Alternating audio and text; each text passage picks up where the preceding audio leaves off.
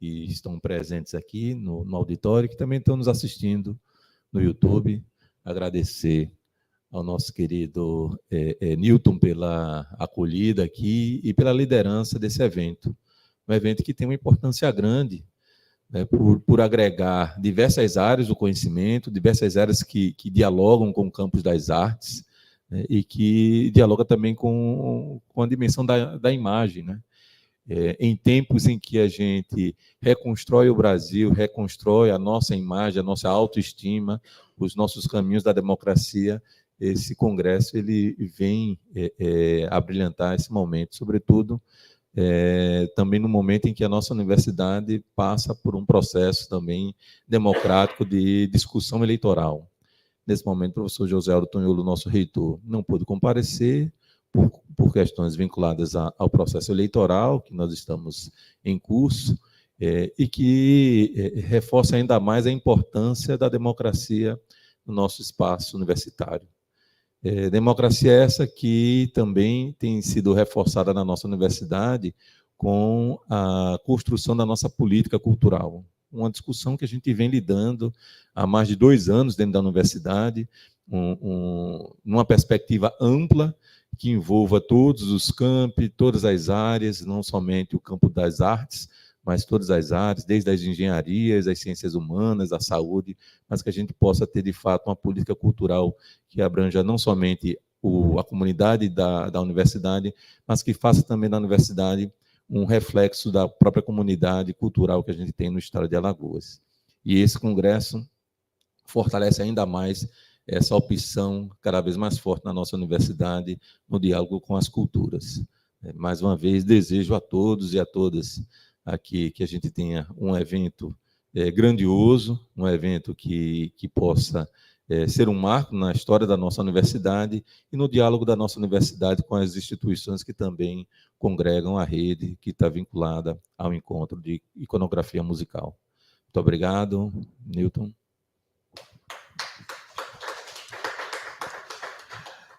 Obrigado pelas palavras, professor. Realmente é um momento de retomada e, aos poucos, os momentos presenciais se tornarão mais efetivos na Universidade Federal de Alagoas. Pós-pandemia, claro, a gente ainda tem resquícios desse período, portanto, essa ideia de trazer o evento híbrido, ele agrega muito, porque nós aprendemos muito no momento virtual a ter essa relação com transmissões online, como está acontecendo agora. Então, pessoas que estão em vários lugares do mundo, do Brasil também, estão nesse momento conectados à nossa transmissão, e isso é muito salutar.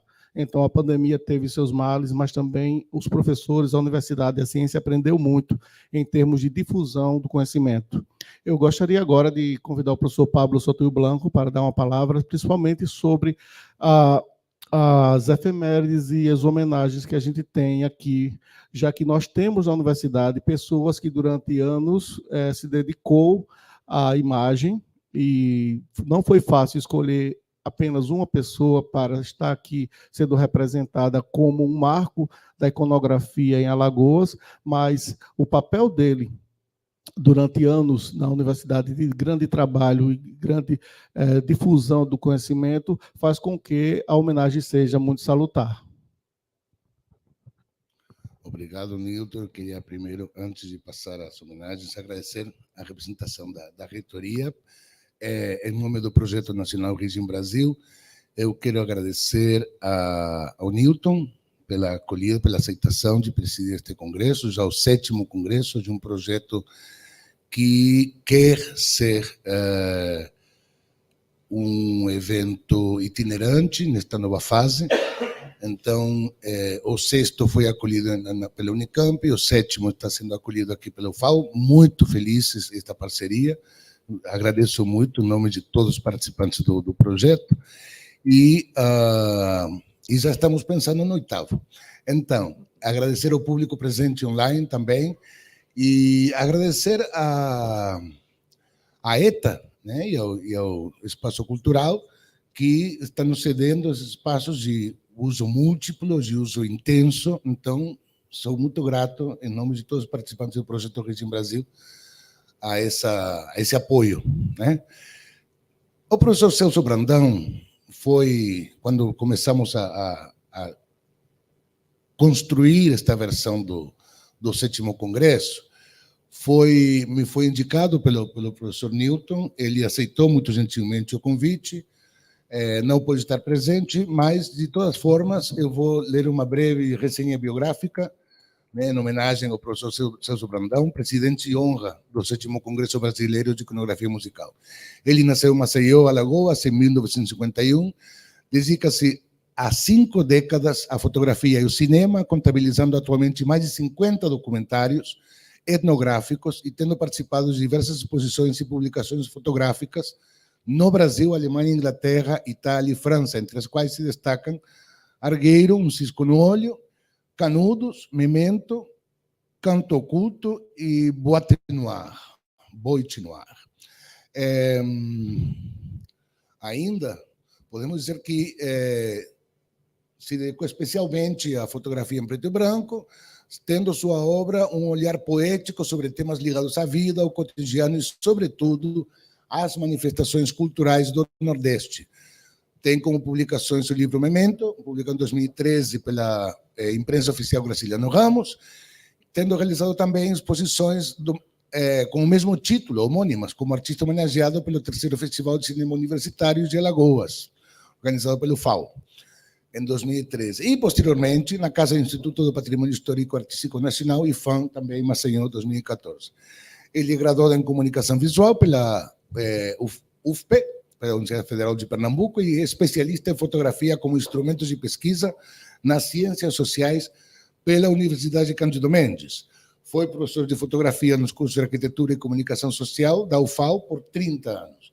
Então, a ele, com todo o nosso apreço, vamos entregar, posteriormente, quando a gente se encontrar com ele, esta placa que diz: a Celso Brandão, presidente de honra do 7º Congresso Brasileiro de Iconografia Musical, Iconografia Musical, Criação, Produção, Usos e Funções, nossa homenagem ao brilhante e competente pioneirismo do seu trabalho. Maceió, 17 de julho de 2023. Então, para o professor Celso Brandão, um grande aplauso e nos parabéns. Seguidamente, então, vamos fazer rapidamente uma breve homenagem a efemérides, pessoas que já não estão mais entre nós, mas que fizeram grandes contribuições à iconografia musical de Alagoas e do Brasil, né? Mas que coincide, de alguma forma, números redondos com 2023. Infelizmente, não conseguimos nenhuma imagem do rosto do José Paulino Albuquerque Lins, grande expoente da iconografia de Alagoas, né? Nascido em São Luís de Quitum, Alagoas, em 1893. Este ano completaria uns 130 anos do seu nascimento.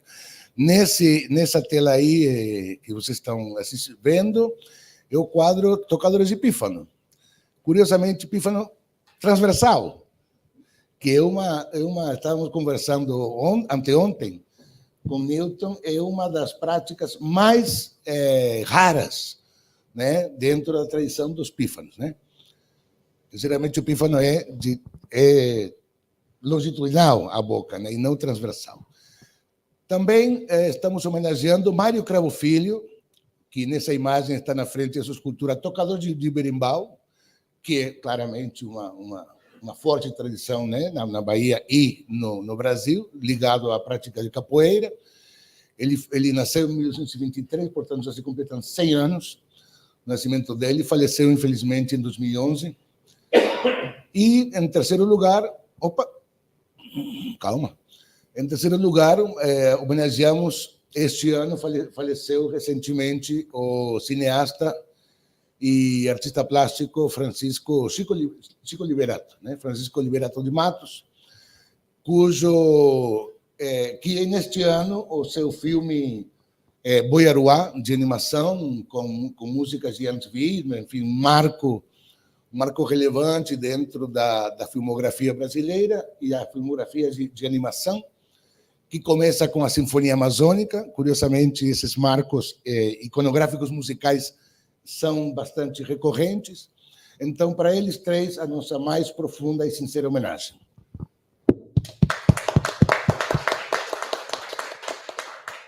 precisamos sempre lembrar esta iniciativa de, em cada abertura do Congresso, homenagear artistas falecidos e designar um presidente de honra, é uma forma de promover as artes visuais com vínculo com a cultura musical, certo? Então, sem mais delongas, eu queria agradecer. Eu vou devolver a palavra ao professor César, né? César, né? Sim. Para dar um encerramento a esta mesa de abertura e já continuamos com a programação.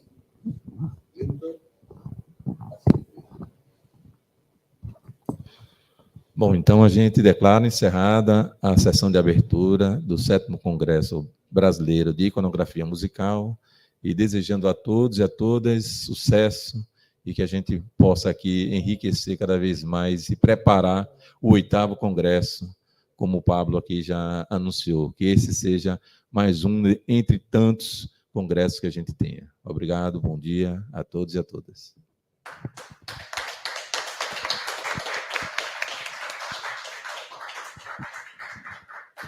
Nesse momento, nós iniciamos os trabalhos científicos do Congresso com a presença da professora Gabriela Currie, que vem aqui fazer uma palestra. E essa palestra será transmitida com a tradução do professor Pablo Sotuil Blanco.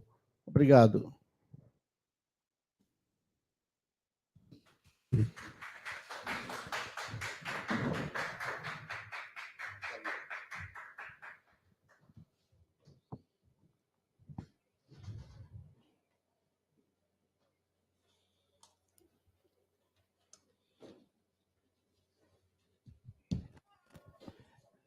Good morning, everybody.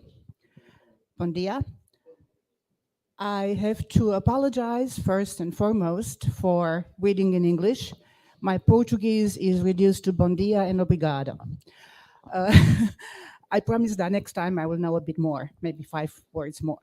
So what we're gonna do, I'm gonna read in English, and Pablo is going to either read or abstract what I read in Portuguese, so that we sort of like are on the same page. And May I? May I? Okay. Então, a professora está se apresentando e se desculpando por não falar fluidamente português, para o que eu vou fazer uma tentativa de tradução simultânea. E ela vai ler a apresentação dela, que é sons imaginados, imagens sonoras ou sonorizadas, sensorialidades e interação. A professora Gabriela Currie é atualmente professora da Universidade de Minnesota, nas cidades gêmeas, Twin Cities. Quero agradecer, em nome do Congresso, a aceitação dela como conferencista convidada deste evento e eu vou, quando possível, por questões de tempo, eu vou ler a tradução, quando não, eu vou resumir a tradução, tá? Alternadamente com ela. Gabriela, you have the ground. Again, first of all, I would like to thank Pablo and Beatrice for inviting me and Nilton for hosting this beautiful conference. I'm very, very, very happy to be in Brazil. It's the first time in Brazil, and it's the first time in the South American continent. So this is a first for me. Once again, thank you very much, and let's go. Ok, ele agradeceu simplesmente a todos que podemos.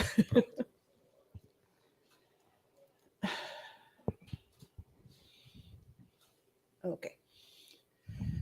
Some of the most striking artifacts produced by early humans are pictographs and petroglyphs, often found inside caves around the world, often in inaccessible locations.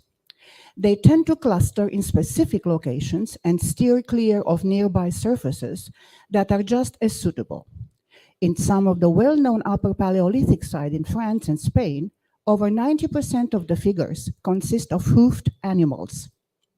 A classic example comes from Chauvet, Pont d'Art, where the famous panel of the 4 horses displays a long and sophisticated arrangement of animals in action, which uses subtle ondulations of the rock wall as part of the composition. Alguns dos artefatos mais impressionantes produzidos pelos primeiros seres humanos são pictogramas e petróglifos encontrados em cavernas em todo o mundo. geralmente em locais bastante inacessíveis. Eles tendem a se agrupar em locais específicos e se afastar de superfícies próximas que são igualmente adequadas. Em alguns dos conhecidos sítios do Paleolítico Superior, tanto na França quanto na Espanha, mais de 90% das figuras consistem em animais com cascos. Um exemplo clássico vem do Chauvet Pondard, onde o famoso painel de 4 cavalos exibe um arranjo longo e sofisticado de animais em ação que usa ondulações sutis nas paredes da rocha como parte da composição. Essa imagem aí. In contrast to this, the chambers that are acoustically quiet, one finds pictures of felines or simple dots and handprints. This acoustic visual correlation is widespread and was found to exist in caves from France. This is the horses, okay, and the felines, in France and Spain and elsewhere. Archaeoacoustics convincingly argue, therefore, that caves art shows a flow of information from auditory to visual, a pure form of externalized symbolic thinking, where information from one modality, auditory, is mentally transformed into external visual representation, the painting itself.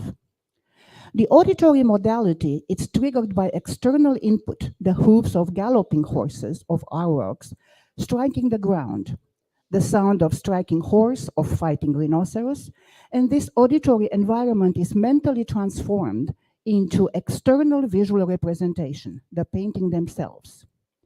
The care with which these paintings are distributed in the acoustic modes of the caves suggests, however, that the process does not end there. The properties of the space point to the possibility of a reverse trajectory. The cross-modal flow occurs now from visual to auditory, where, with the help of the surrounding reverberating space, the scene painting is triggering the memory of sound and/or it possibly elicits performative and corresponding sonic arts. Em contraste com o anterior, nas câmaras acusticamente silenciosas, é possível encontrar imagens de felinos ou simples pontos e impressões de mãos. Essa correlação acústico-visual é muito comum e foi encontrada em cavernas da França, Espanha e de outros lugares. A arqueoacústica argumenta de forma convincente que a arte rupestre mostra um fluxo de informações do auditivo para o visual, uma forma pura de pensamento simbólico externalizado em que as informações de uma modalidade auditiva são mentalmente transformadas em uma representação visual externa, a pintura. A modalidade auditiva é acionada por uma entrada externa, external input, né? Os cascos de cavalos, o galope, os auroque batendo no chão, o som dos chifres de rinocerontes lutando, etc. E nesse ambiente auditivo, isto é transformado mentalmente em uma representação visual externa. As próprias pinturas nas paredes, né? O cuidado com que essas pinturas são distribuídas nos nós acústicos das cavernas sugere, entretanto, que o processo não termina aí. As propriedades do espaço apontam para a possibilidade de uma trajetória inversa. O fluxo modal cruzado ocorre agora do visual para o auditivo e que, com a ajuda do espaço reverberante circundante, a pintura vista está acionando a memória do som e ou possivelmente provoca atos sônicos performativos e correspondentes. Important for my purposes today is the notion that the visual, the auditory, and the spatial are not to be considered separate categories of perception. Sound in general, as well as culturally specific music performative acts and objects, as embedded in various forms and for various reasons in predominantly visual artifacts, are to be interpreted precisely in this cross-modal flow of information and conceptualization, as part of a type of symbolic thinking that is conditioned by cultural, social, and even topographical and environmental factors. The perceptual and analytical separation of the senses violates, in fact, the prevalence of the diverse synthetic worldviews of the past and of today. Importante para os propósitos da professora, hoje, é a noção de que o visual, o auditivo e o espacial não devem ser considerados categorias separadas de percepção. O som em geral, bem como os atos e objetos performativos musicais culturalmente específicos, incorporados de várias formas e por várias razões em artefatos predominantemente visuais, devem ser interpretados precisamente nesse fluxo multimodal de informações e conceituação, como parte de um tipo de pensamento simbólico que é condicionado por fatores culturais, sociais e até mesmo topográficos e ambientais. A separação perceptual e analítica dos sentidos viola, de fato, a prevalência das diversas visões de mundo sinestésicas do passado e de hoje. Moreover, the ways in which the objects we study were intended to function may have originally required not only the engagement of other senses, but also bodily kinesthetics, the human ability to physically process information when in state of motion or rest alike. As Currie recently argued, quote, a truly phenomenological study of imagery is grounded in the kinesthetics of bodily movement.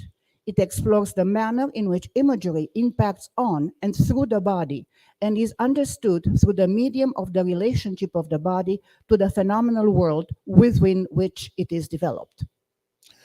Além disso, as maneiras pelas quais os objetos que estudamos foram planejados para funcionar podem ter exigido originalmente não apenas o envolvimento de outros sentidos, mas também a sinestesia corporal, a capacidade humana de processar fisicamente as informações relativas ao estado de movimento ou de repouso do próprio corpo. Como recentemente argumentou Currie, cito, um estudo verdadeiramente fenomenológico das imagens está fundamentado na sinestesia do movimento corporal. Ele explora a maneira pela qual as imagens impactam no corpo e por meio dele, e é compreendido por meio da relação do corpo com o mundo fenomenal no qual ele está envolvido. Fecho aspas.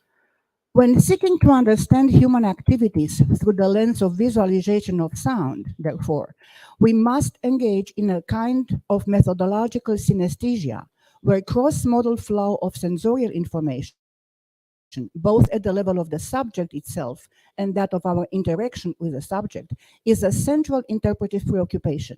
In other words, imaged music permeates the human existence, where dance, singing, and playing not only become subject of representation or intersensorial translation, but also inhabit a cognitive space where the visual and the auditory intersect in both the creation and the reception of those images.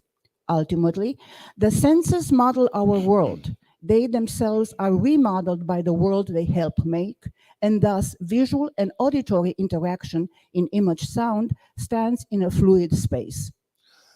Portanto, ao procurarmos entender as atividades humanas por meio das lentes da visualização do som, precisamos nos envolver em uma espécie de sinestesia metodológica, na qual o fluxo multimodal de informações sensoriais, tanto no nível do próprio sujeito, quanto no da nossa interação com esse sujeito, é uma preocupação interpretativa central. Desculpe.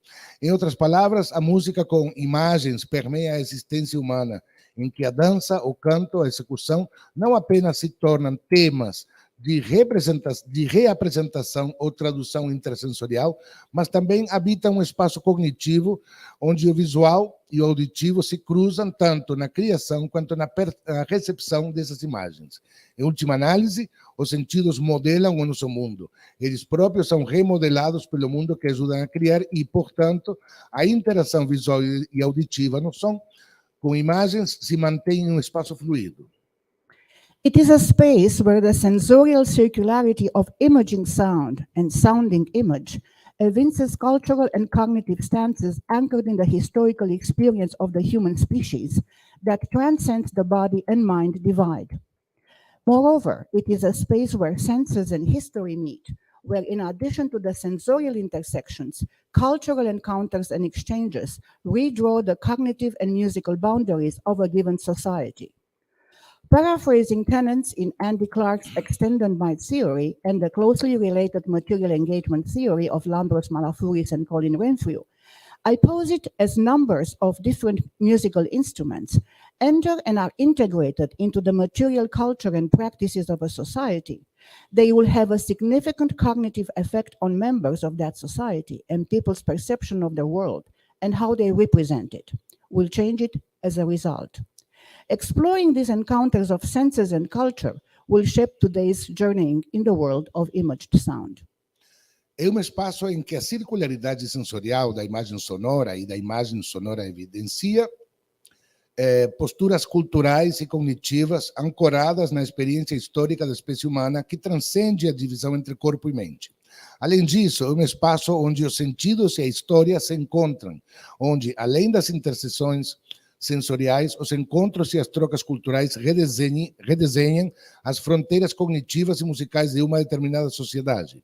Parafraseando os princípios da teoria da mente estendida de Andy Clark e da teoria do engajamento material de Lambros Malafouris e Colin Renfrew, que está intimamente relacionada, afirmo que, à medida que vários instrumentos musicais diferentes entram e são integrados à cultura material e às práticas de uma sociedade, eles terão um efeito cognitivo significativo sobre os membros dessa sociedade, e a percepção que as pessoas têm do seu mundo e como elas o representam mudará como resultado. A exploração desses encontros de sentidos e culturas mudará as jornadas de hoje nos mundos do som imagético. Within these conceptual boundaries, and as a student of pre-modern cultures, today I will explore a couple of sound imaging cases pertaining to South Asian, Byzantine, Ottoman, and European pre-modern world. All examples embody worlds at the crossroads of encounters between the different cultures and worldviews and power relations. Interlinked by a clear intent of marking and memorializing the presence of sound in the world around, each of these cases illustrates different cross-modal sensorial indexing of musical, visual, and social practices at the crossroads of cultures. Dentro desses limites conceituais e como estudante de culturas pré-modernas, hoje explorarei alguns casos de imagens sonoras pertencentes ao mundo pré-moderno sul-asiático, bizantino, otomano e europeu. Todos os exemplos incorporam mundos na encruzilhada de encontros entre diferentes culturas, visões de mundo e relações de poder, interligados por uma intenção clara de marcar e memorializar a presença do som no mundo ao redor. Cada um desses casos ilustra uma indexação sensorial multimodal diferente de práticas musicais, visuais e sociais no cruzamento de culturas. First part, entangled worlds, harps, wheels, and encephalic rituals. Shallow caves-like openings at the base of a bluff or of a cliff offered natural shelters to humans since the dawn of time. And since the dawn of time, humans chose to provide records of their life by drawing on every conceivable surface of these shelters, since capturing what they considered important markers of their existence. Hundreds of such shelters with thousands of drawings are scattered throughout the central western regions of Madhya Pradesh in India, known as the Malwa Plateau. The bulk of representations of the arched harp are in scenes tentatively dated on stylistic basis to the Neo-Chalcolithic phase of Indian history, that is circa 1800 to 1200 before Christ. Nesta primeira parte da conferência, denominada Mundos Emaranhados, Harpas, Rodas e Rituais Itálicos, as aberturas rasas em forma de caverna na base de um penhasco ou de um penhasco menos raso oferecem abrigos naturais aos seres humanos desde o início dos tempos. E desde o início dos tempos, os seres humanos optaram por fornecer registro de sua vida, desenhando em todas as superfícies concebíveis desses abrigos, capturando cenas que consideravam importantes marcadores de sua existência. Centenas desses abrigos, com milhares de desenhos, estão espalhados pela região centro-oeste de Madhya Pradesh, na Índia, conhecida como Planalto de Malwa. A maior parte das representações de harpas e arcos está em cenas provisoriamente datadas, com base no estilo da fase neocalcolítica da história indiana, isto é ao redor de 1800 a 1200 a.C. Some of the sites relevant to our discussion are found in the surrounding areas of Bhopal, the capital of Madhya Pradesh. The rock art that covers the walls of shelters at these sites are tentatively dated on stylistic basis to the Neo-Chalcolithic age, as I said before, and surrounding the so-called Marva culture, which is dated from 1600 to 1300 BCE. I will concentrate here on two scenes from Kathotia and Jawara, each of which depicts a different performative context, multi-ritual ritualistic scenes, and processions, respectively. Alguns dos sítios relevantes para nossa discussão se encontram ao redor do Bhopal, a capital de Madhya Pradesh. A arte rupestre que cobre as paredes dos abrigos já foi datada anteriormente, em torno da chamada cultura malva. Essa cultura malva data entre 1600 e 1300 a.C. A professora vai se concentrar aqui em duas cenas de Katóthia e Johara, cada uma das quais retrata um contexto performático diferente, cenas ritualísticas de múltiplos atos de procissão, respectivamente. A highly interesting and intricate scene comes from the side of Kathotia complex. Its cephalic characters engage in at least 3 types of performing activities, seemingly occurring simultaneously, with a larger drone harpist at the center.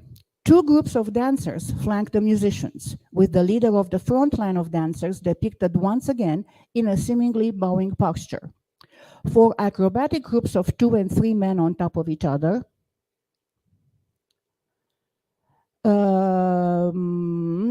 is seemingly in a seemingly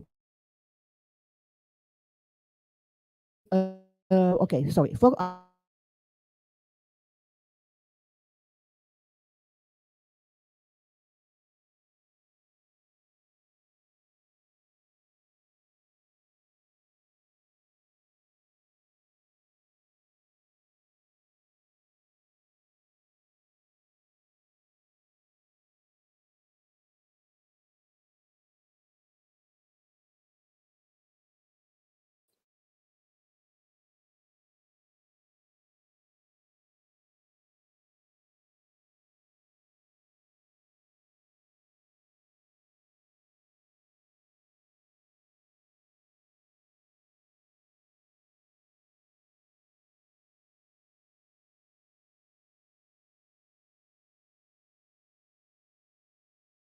a scene that strongly suggests a gathering of ritualistic male fertility overtones in which sound is central.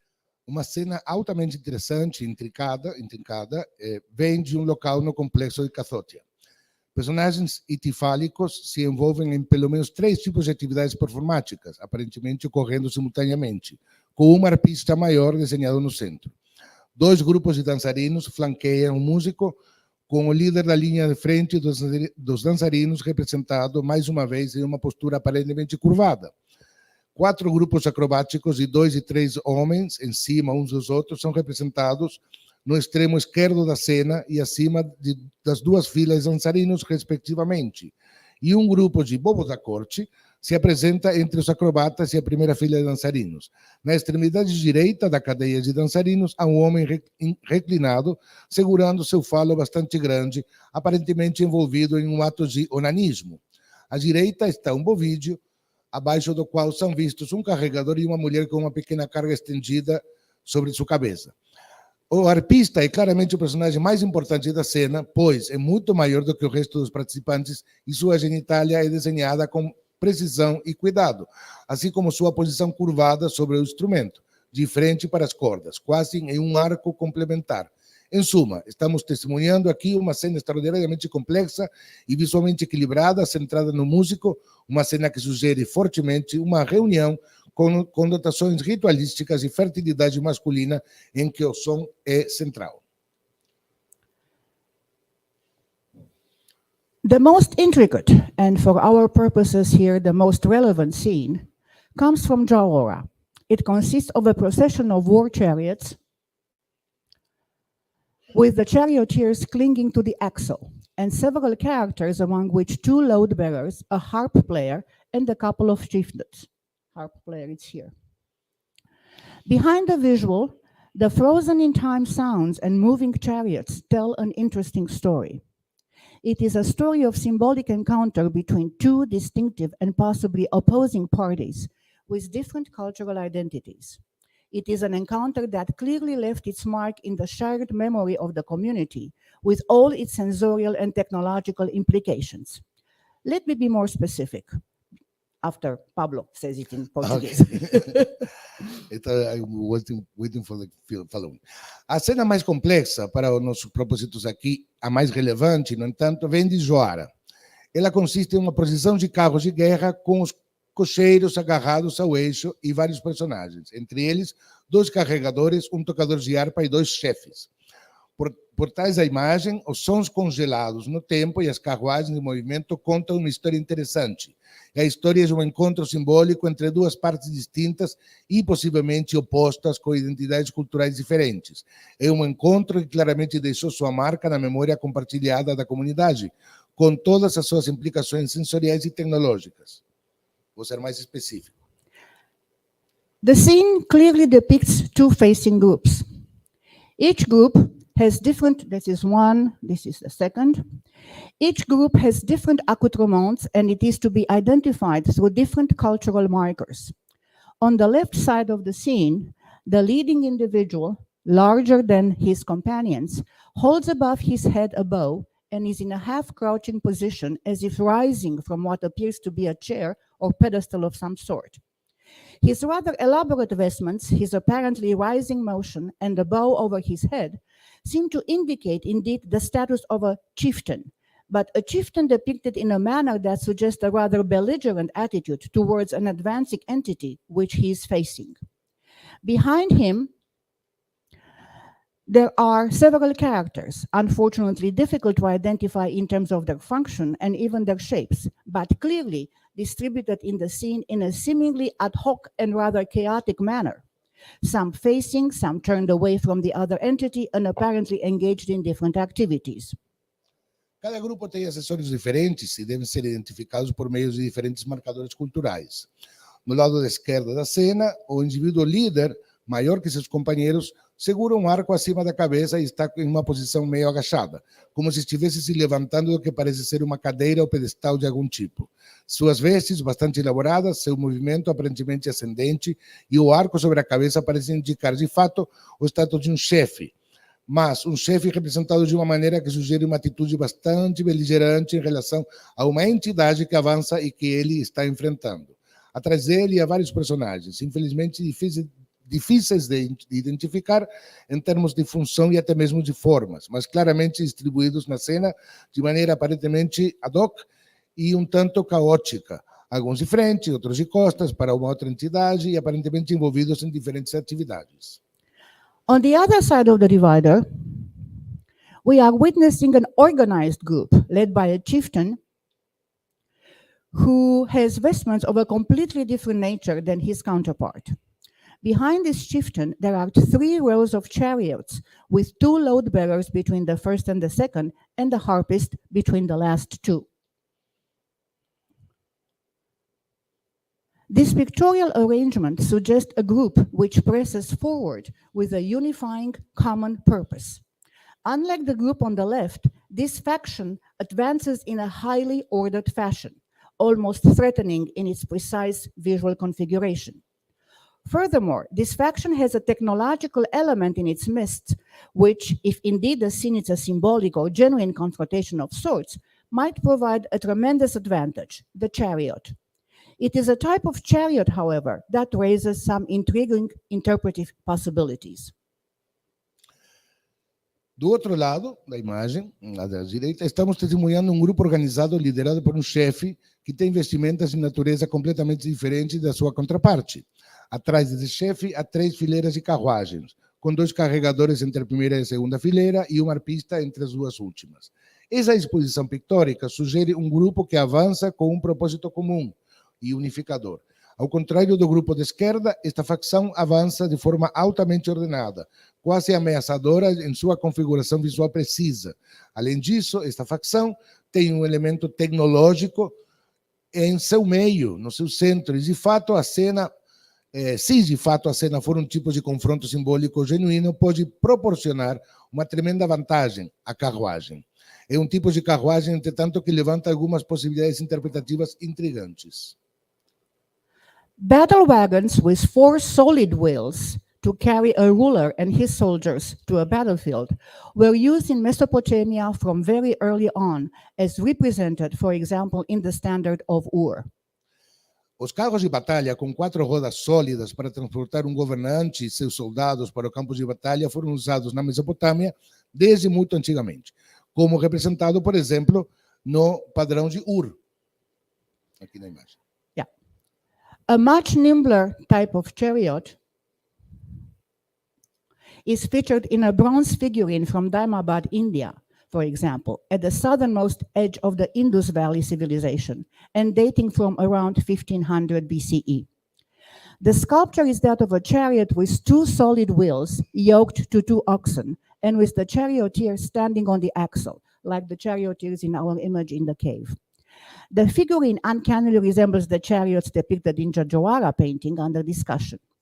While the Daimabad wheels are solid, however, those depicted at Jawara are spoked. Tipo de carruagem muito mais frágil é apresentada em uma estatueta de bronze da Daimabad, Índia, por exemplo, no extremo sul da civilização do Vale do Indo, datada de aproximadamente 1500 a.C. A escultura é de uma carruagem com duas rodas sólidas, atrelada a dois bois e com o cocheiro em pé sobre o eixo. A estatueta se assemelha estranhamente às carruagens retratadas na pintura de Jawara em discussão. No entanto, enquanto as rodas de Daimabad são sólidas, as rodas retratadas em Jawara são raiadas, têm raios.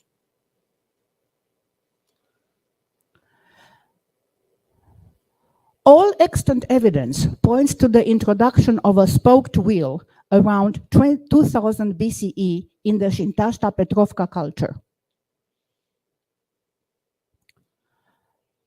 A late Middle Age bronze Proto-Indo-Iranian archaeological culture located in the east and west of the southern Urals. After the invention of the spoked wheel, the Indo-Aryans split off sometime between 2000 BCE and 1600 BCE and entered the South Asian subcontinent, possibly in two waves.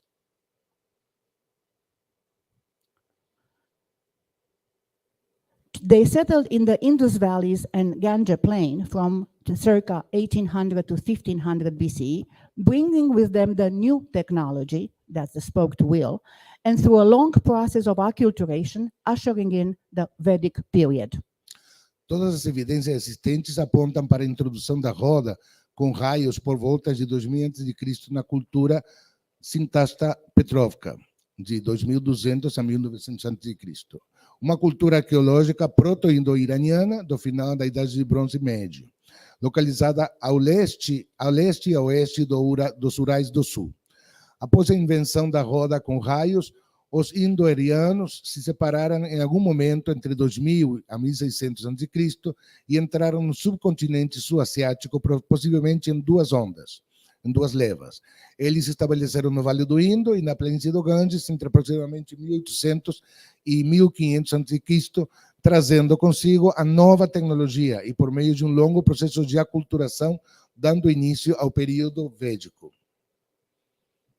The presence of chariots with spoked wheels in the Jawara painting helps place it precisely in this period, 1800 to 1500 BCE, and it helps thus provide a more secure chronology for the presence of the arched harp in the Malva Plateau, since it appears only in scenes where only chariots with spoked wheels are present.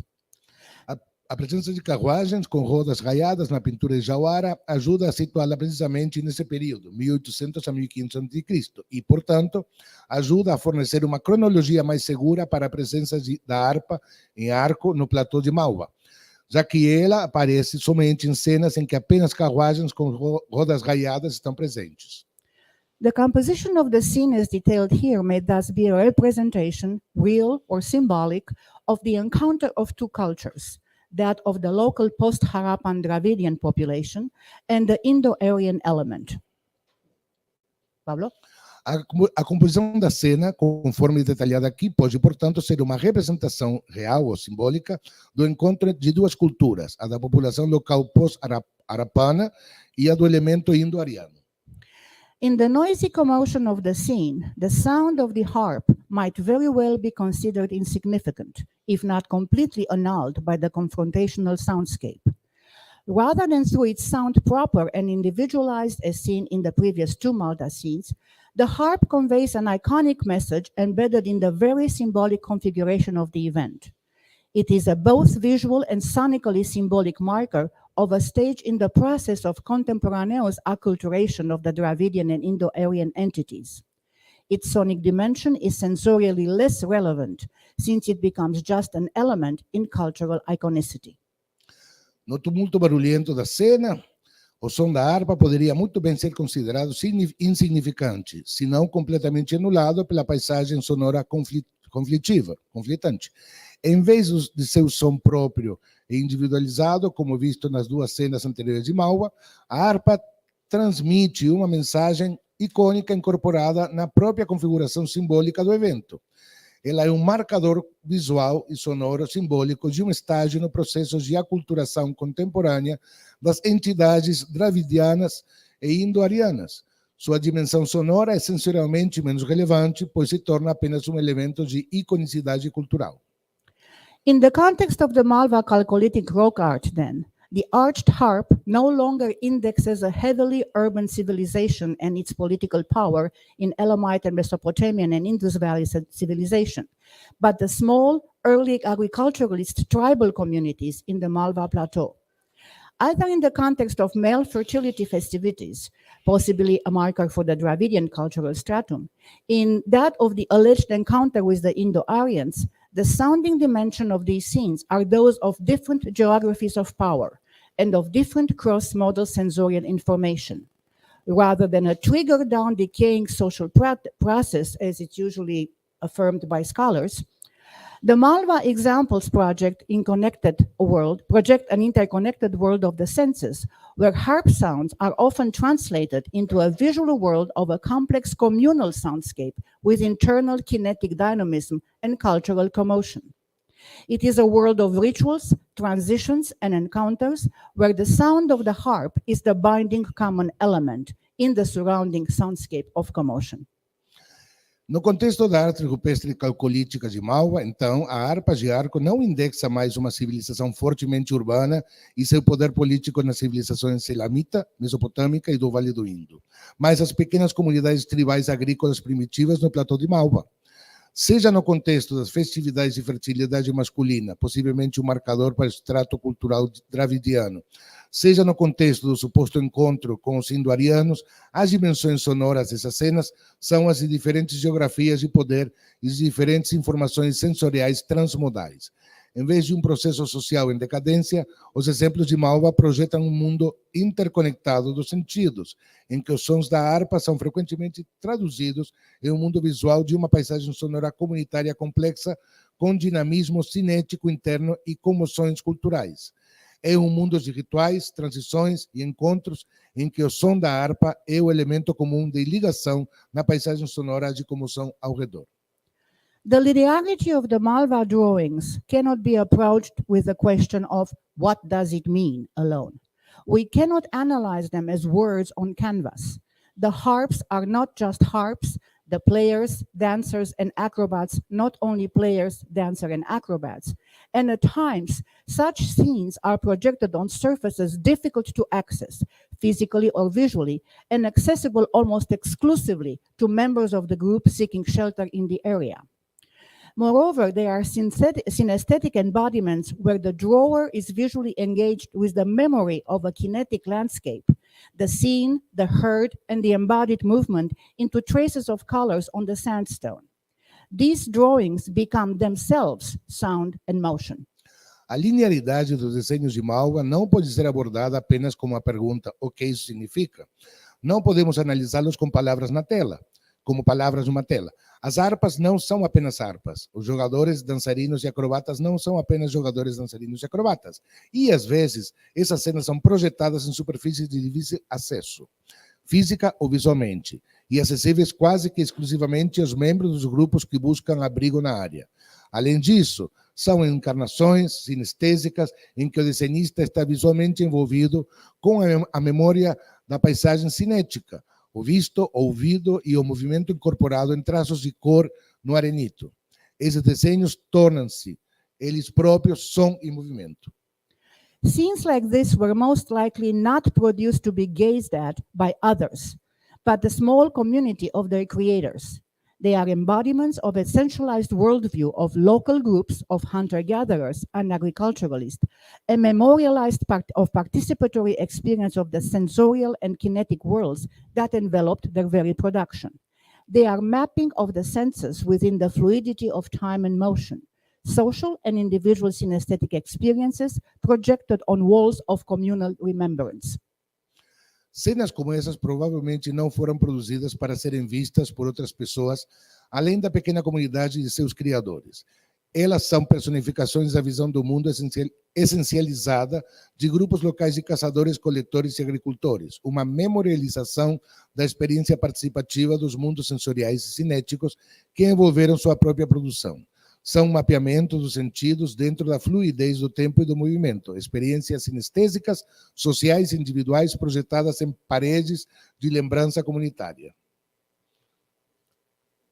Wine, harps, and stairs to heaven. Part Vinhos, 2. harpas e escadas para o céu.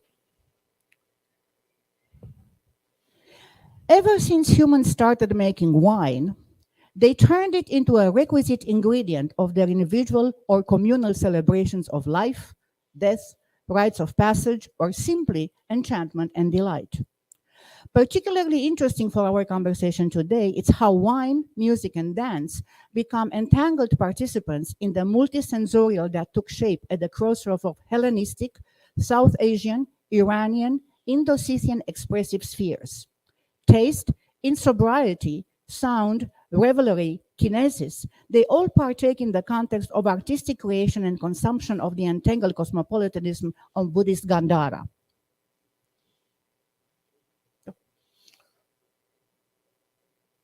I'm lost. Immediately after the Kushan and Gandhara slide. Ok. Alguns dos fragmentos da coleção de cerca de 15 itens espalhados em museus de todo o mundo evidenciam fortes marcas culturais indocitas, partaicas e helenísticas romanas. Os degraus da escada, por exemplo, tem moda, presença do vinho, instrumentos de percussão que predominam e sopro de madeira. Na moda, citão e mation, além de elementos citas, a presença do vinho, odres e taças predomina especialmente o tamborim e o calcofone, além de pratos e possivelmente não? O relevo do degrau, degrees. Part 2, wine, harps, and stars to heaven. Slide Kushan. Previous page. I jumped this page. There's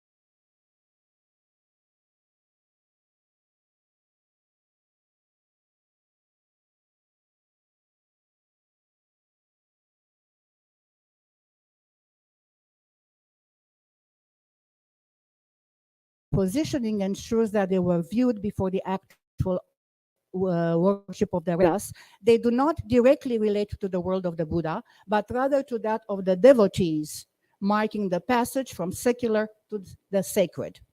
The internal kinesis of each individual scene is thus mapped onto the dynamical, linear, ascending movement of the devotees, who at the end of the stairs will engage in the sacred act of circling the stupa, the Buddhist circumambulation.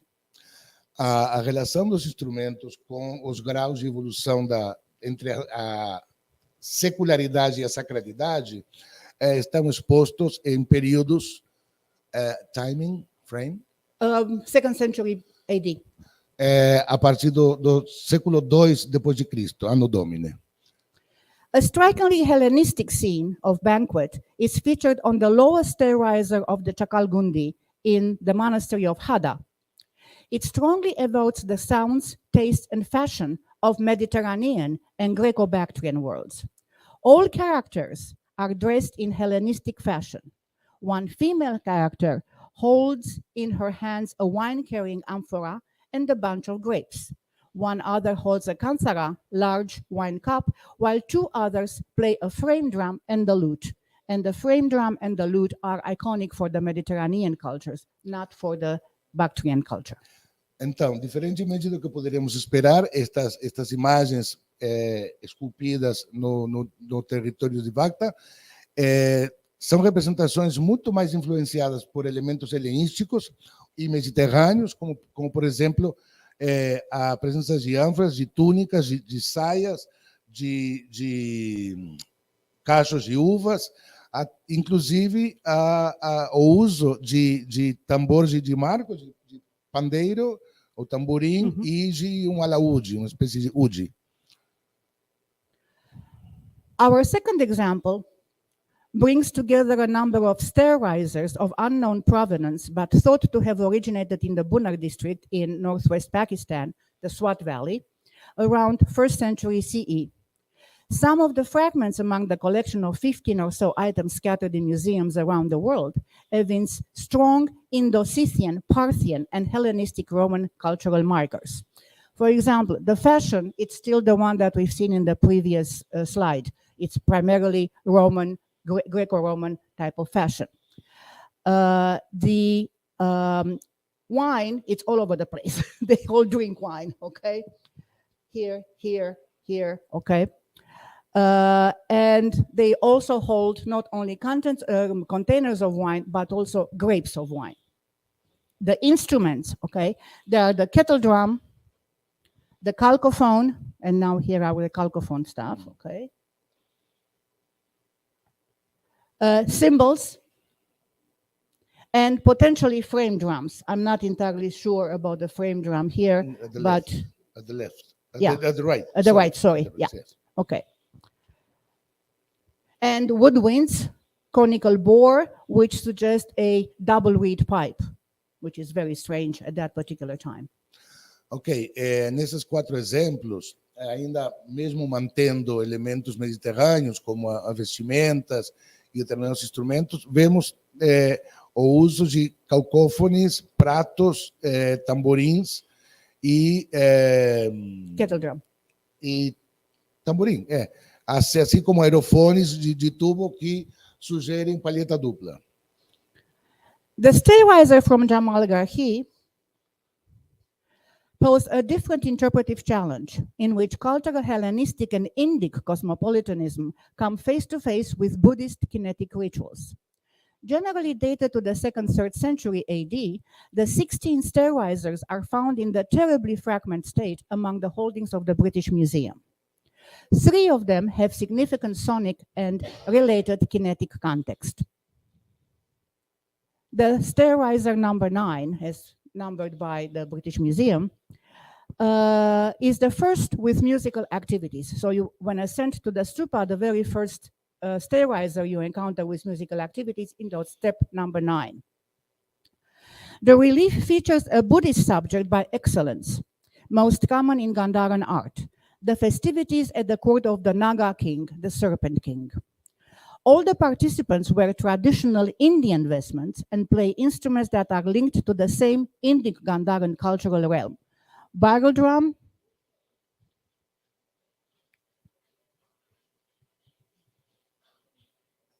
transverse flute, somewhere here, you can find it here, okay?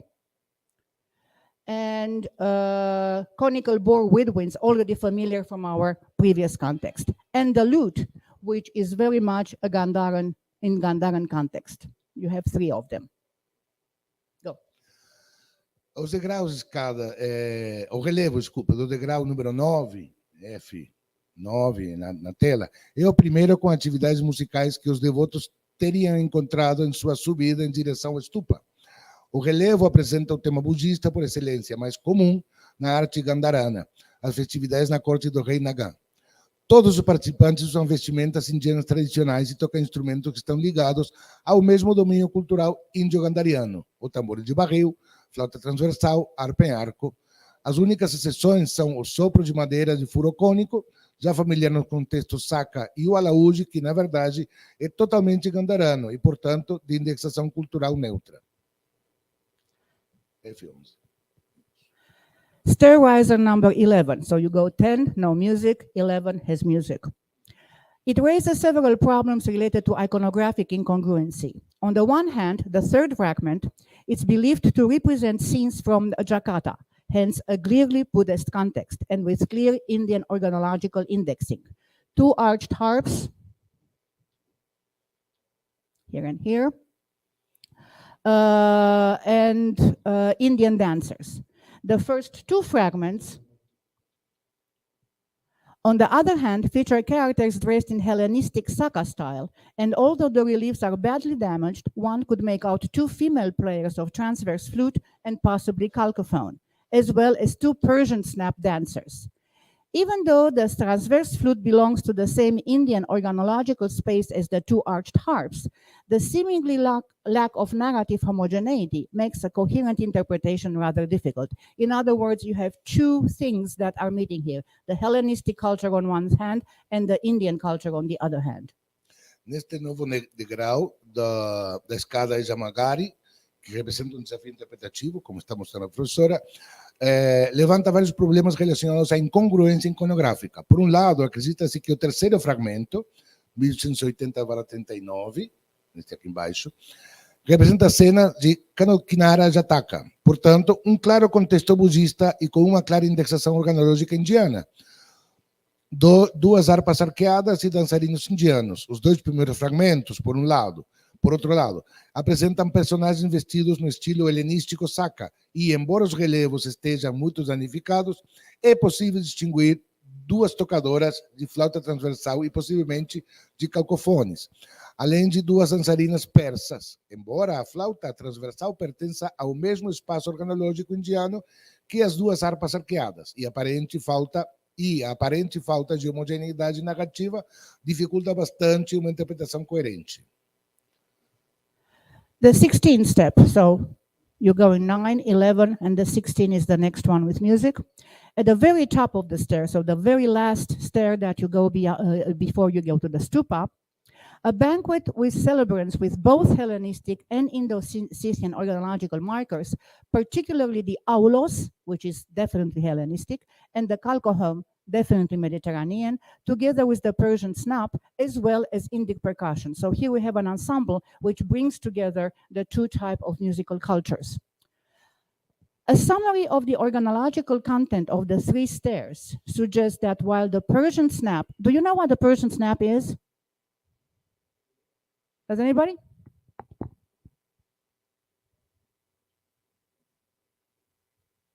And it's a very loud sound. I can't do it. George Clooney can do it very well. É como fazer assim, mas com as 2 mãos. And it's like that. It's extraordinarily loud. Yep, exactly. E, and tick, Google it. Persian snap. It's fun. It's a lot of fun. Okay? So, while the Persian snap, this stuff, okay? The calcophone and the angular harp are consistently Indo-Scythian music iconographical indexes. The arched harp, transverse flute, and barrel drum appear exclusively in Indian Buddhist scenes. Interestingly, no Saka-linked figures play the lute, an instrument which appears only in the Hellenistic Bactrian context, as we have seen in the example from Kahada. Moreover, despite the strong Hellenistic flavor of F16, the Jamalgarhi fragments display elements directly associated, even remotely, with Greco-Bactrian Dionysian iconography. They do not display elements associated with either the production or consumption of wine. So the only place where you actually drink wine is in Hada and in the Scythian stuff, not in the Indian context. They are, however, marked by a deep cultural cosmopolitanism and encounter and cohabitation of several cultural entities in the Gandharan Buddhist environment, where Hellenistic and Indic worlds of sound and dance intersect and engage each other while wine vanishes. So music is in, wine is out. Okay. Um resumo do conteúdo organológico das três escadas sugere que, enquanto o estalo persa e o calcofone, a harpa angular são consistentemente índices iconográficos musicais indocitas, a harpa arqueada, a flauta transversal e o tambor de barril aparecem exclusivamente nas cenas indiano-budistas. É interessante notar que nenhuma figura ligada à saca toca laúde, um instrumento que aparece apenas no contexto helenístico-bactriano, como vimos no exemplo de Hada, e nas cenas de Jamargarhi, indexadas na Índia. Além disso, apesar do forte sabor helenístico da figura 16, que está aqui em tela, os fragmentos de Jamargarhi exibem elementos que os associam diretamente, mesmo que remotamente, à iconografia dionisíaca greco-bactriana, como testemunhado nos degraus de Hada e Buner. Eles não exibem elementos associados à produção ou ao consumo de vinho. No entanto, eles são marcados por um profundo cosmopolitismo cultural, um encontro e uma coabitação de várias entidades culturais no ambiente budista de Gandhara, onde os mundos helenísticos e índico do som e da dança se cruzam e se envolvem, enquanto o vinho desaparece. What we witness in the iconography of the Stairriser is not merely a manifestation of hybrid artistic styles, but rather a purposeful entanglement of image and sound that responds and addresses the deeply contemporaneous cosmopolitan population of the empire. They are syncretic, polyvalent sonic imageries that accommodate ethnic, religious, and linguistic differences within the context of Buddhist monastic establishment, funded and significantly supported by donations on the part of the Indo-Scythians and Kushan aristocracy. As raisers on the stairs towards the Buddhist stupa, they reaffirm the existence as well as mark the ascent from the secular to the sacred of a diverse population of actual or potential devotees. To be very clear, there is no evidence for a Dionysus cult in Gandhara, but only of Dionysus-related imagery used in a different functional frame.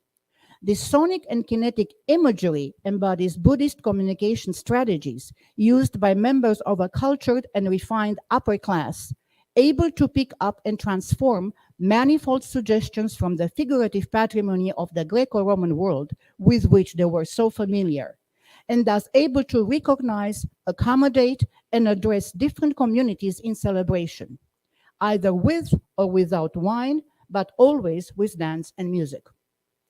O que testemunhamos na iconografia dos elevadores de escada não é meramente uma manifestação de estilos artísticos híbridos, mas sim um emaranhado intencional de imagens e sons que correspondem e que se dirigem à população cosmopolita profundamente contemporânea do Império. São imagens sônicas, sincréticas e polivalentes que acomodam diferenças étnicas, religiosas e linguísticas no contexto de estabelecimentos monásticos budistas, financiados e significativamente apoiados pela aristocracia indocita e Kushan. Como ascendentes nas escadas, os graus da escada em direção ao estupa budista, eles reafirmam a existência e marcam a ascensão do secular para o sagrado de uma população diversificada de devotos reais ou potenciais. Para ser bem claro, não há evidências de um culto a Dionísio em Gandhara, mas apenas de imagens relacionadas a Dionísio usadas em uma estrutura funcional diferente. Esse imaginário sonoro e cinético incorpora estratégias de comunicação budista usadas para membros de uma classe alta, culta e refinada, capaz de captar e transformar várias sugestões do patrimônio figurativo do mundo greco-romano, com o qual estavam tão familiarizados, e, portanto, capazes de reconhecer, acomodar e dirigir-se a diferentes comunidades em celebração, com ou sem vinho, mas sempre com dança e música. Part 3. Chariots of Fire, couldn't help it, and Festivals of Power and Imperial Glory. Parte 3, Carroças de Fogo e Festival do Poder. pun intended. We're moving now to Constantinople, today Istanbul, the Hippodrome. That's where the horse races were taking place in the imperial presence. Byzantine sources of the time mention 2 golden organs which accompanied the ceremonies performed by the emperor at the reception of foreign ambassadors. Moreover, silver organs associated with the blues and the greens, by 5th century, the 2 state-sponsored and administered corporations responsible for the organization of every sort of public entertainment, are also mentioned in the context of festive occasion, as are organs participant in the ritual for the day before the opening of the chariot races at the Hippodrome. Such organs were not only a symbolic manifestation of imperial might, but also proper object as imposing orally as they were outstanding visually with their golden, silver, and gilded brass pipes and the panels of their cases decorated with mother-of-pearl and precious gems. Moreover, the organ represented the level of sound organized according to musical principles, in which temporal unfolding of distinct pitches resulted from a high level of control the organist had upon the multitude of possible choices. No âmbito de Constantinopla, as fontes bizantinas da época mencionam 2 órgãos de ouro que acompanhavam as cerimônias realizadas pelo imperador na recepção de embaixadores estrangeiros.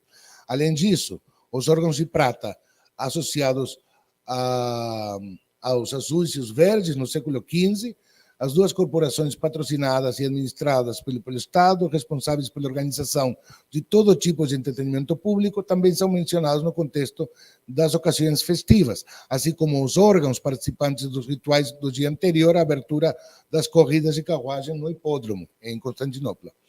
Esses órgãos não eram apenas uma manifestação simbólica do poder imperial, mas também objetos apropriados, tão imponentes do ponto de vista auditivo quanto do ponto de vista visual, com seus tubos de latão dourado, prateado ou dourado, prateado ou dourado, e os painéis de suas caixas decorados com madrepérola e pedras preciosas.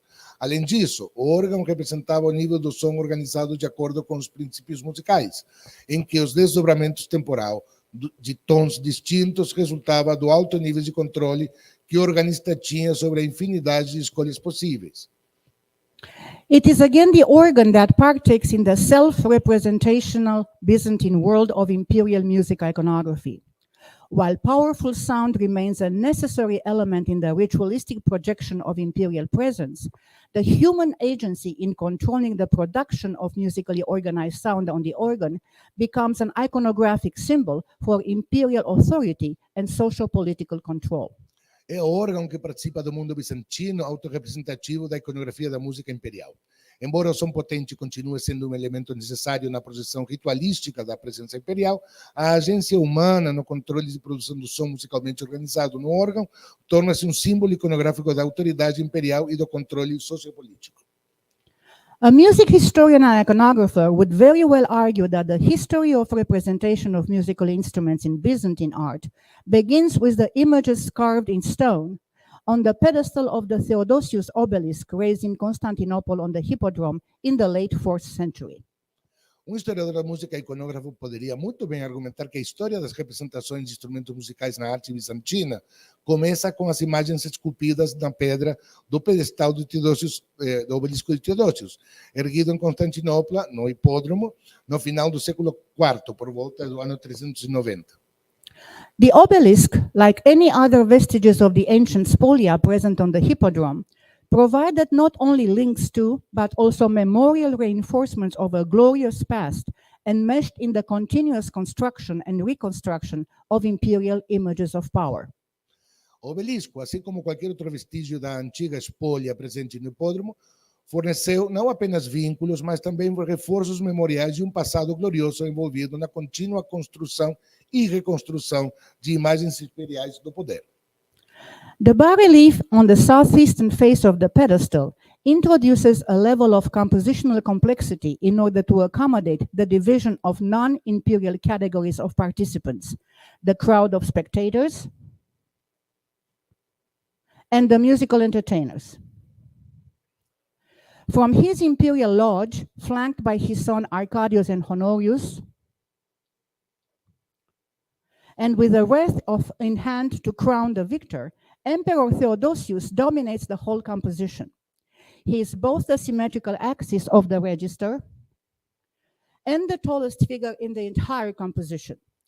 The architectural enframement of the Katisma separates the emperor from the members of his retinue, all of a size closer to that of the emperor, who nevertheless towers over them. The second lower register features members of the public of smaller size and arranged in two rather cramped, distinct rows. And below them, at the very bottom of the smaller size of characters, a row of musicians and female dancers. On the left of this third row, one sees a pneumatic organ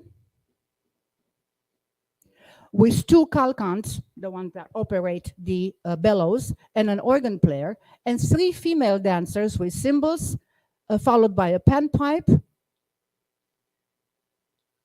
here, three female dancers holding hands, and additional dancers with cymbal songs. The lineup continues with two more musicians, one playing a double aulos,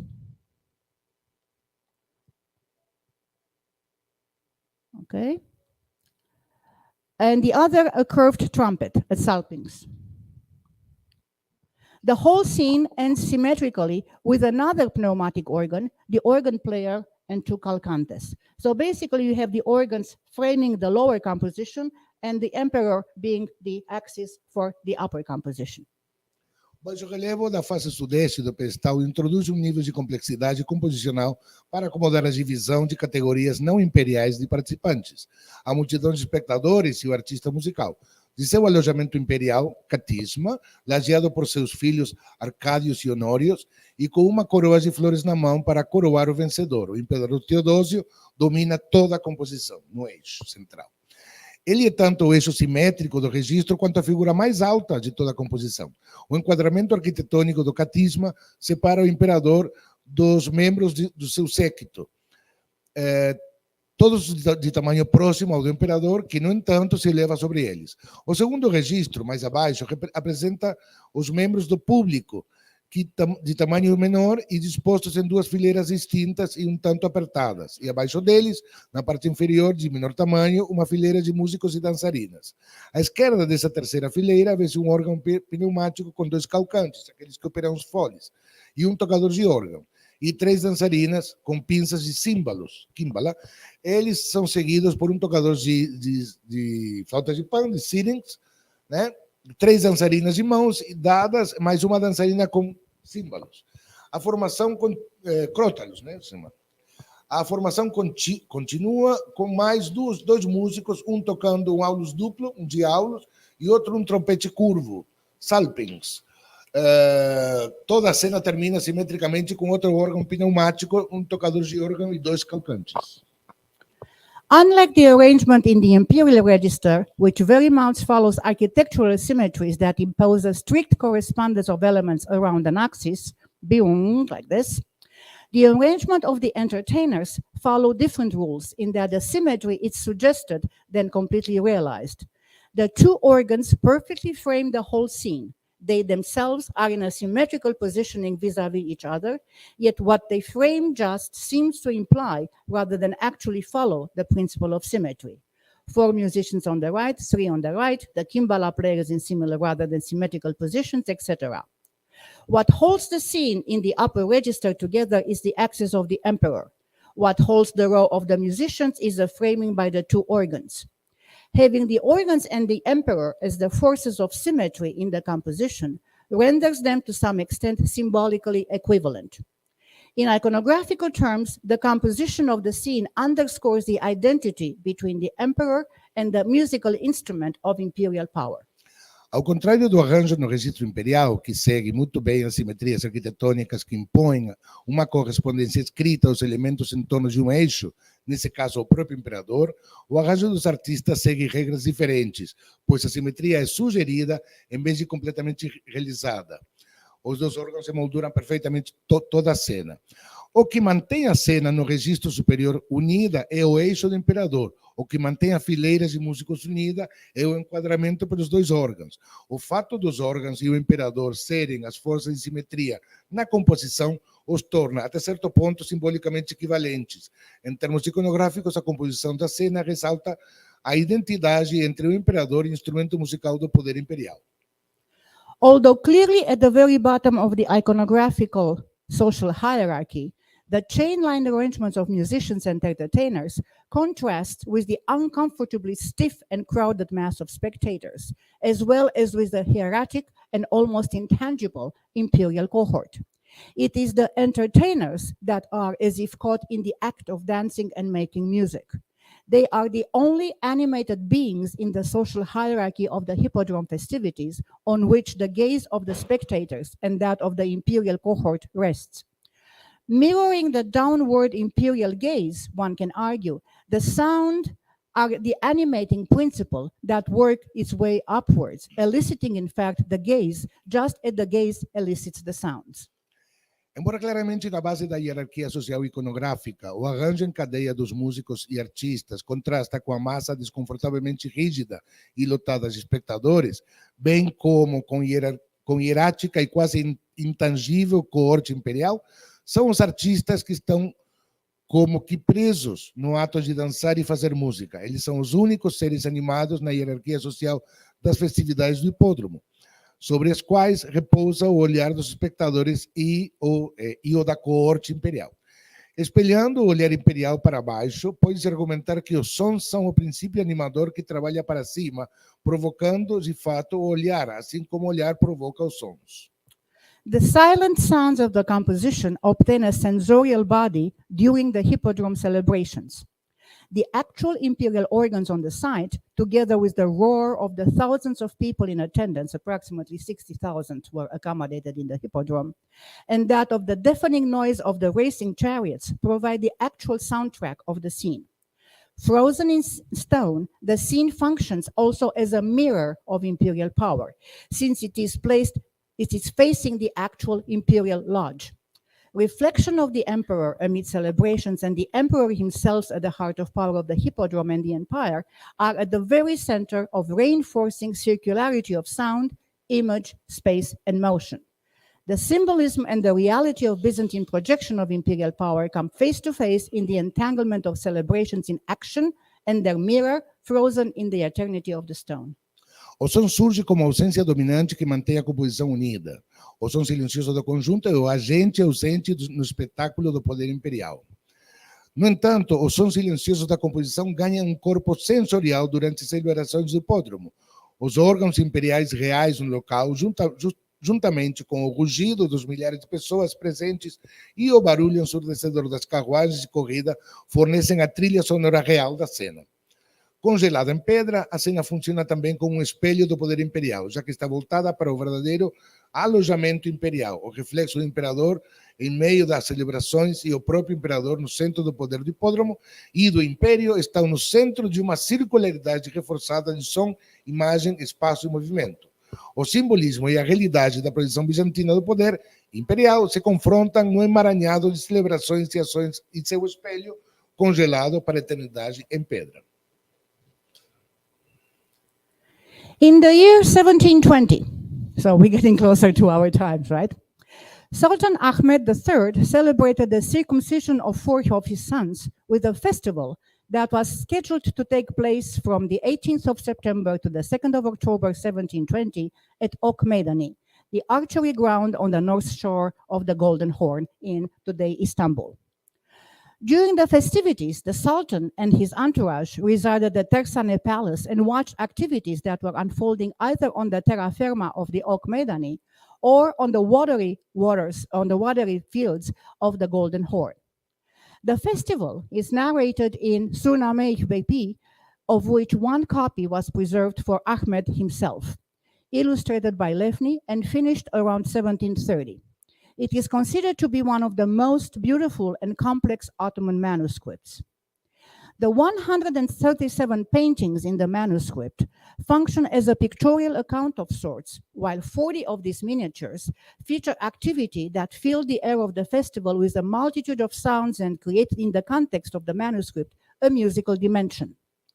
how does the memory of the festival's sonic scape manifest itself in the iconography of the manuscript? Art historians have long noticed that Levny, quote, used cinematic techniques in representing the festival that employ such motion picture devices as flashback with wide angles and close-up views, pause, and acceleration. Levny's depiction do not just account for the musical events of the festival with all its musical instruments, ensemble, and dances. They are the sounding dimension of the festival. Projected as they are in the silent world of images, they create a sonic narrative that runs parallel to, as well as complements Bechby's textual and Levny's pictorial accounts, a synesthetic narrative to be heard by the mind's eye rather than by the ear, in which, after a fashion, the unhearable sonic world of a bygone festival is made present, captured as it were in the colorful world of images. It is through these techniques that Levny encodes the necessary symbol of might and glory that surrounded the production of Ottoman royal pageantry and festivals, as well as the role that sound had in the public symbolic manifestation of that power. No ano de 1720, mais próximo do nosso presente, o sultão Ahmed III comemorou a circuncisão de 4 de seus filhos com um festival programado para ocorrer entre 18 de setembro a 2 de outubro de 1720, em Ormeidani, o campo de tiro com arco, né, na costa norte do Chifre do Ouro. Durante as festividades, o sultão e sua comitiva residiam no Palácio de Terzani e assistiam às festividades que se desenrolavam na terra firme de Ormeidani.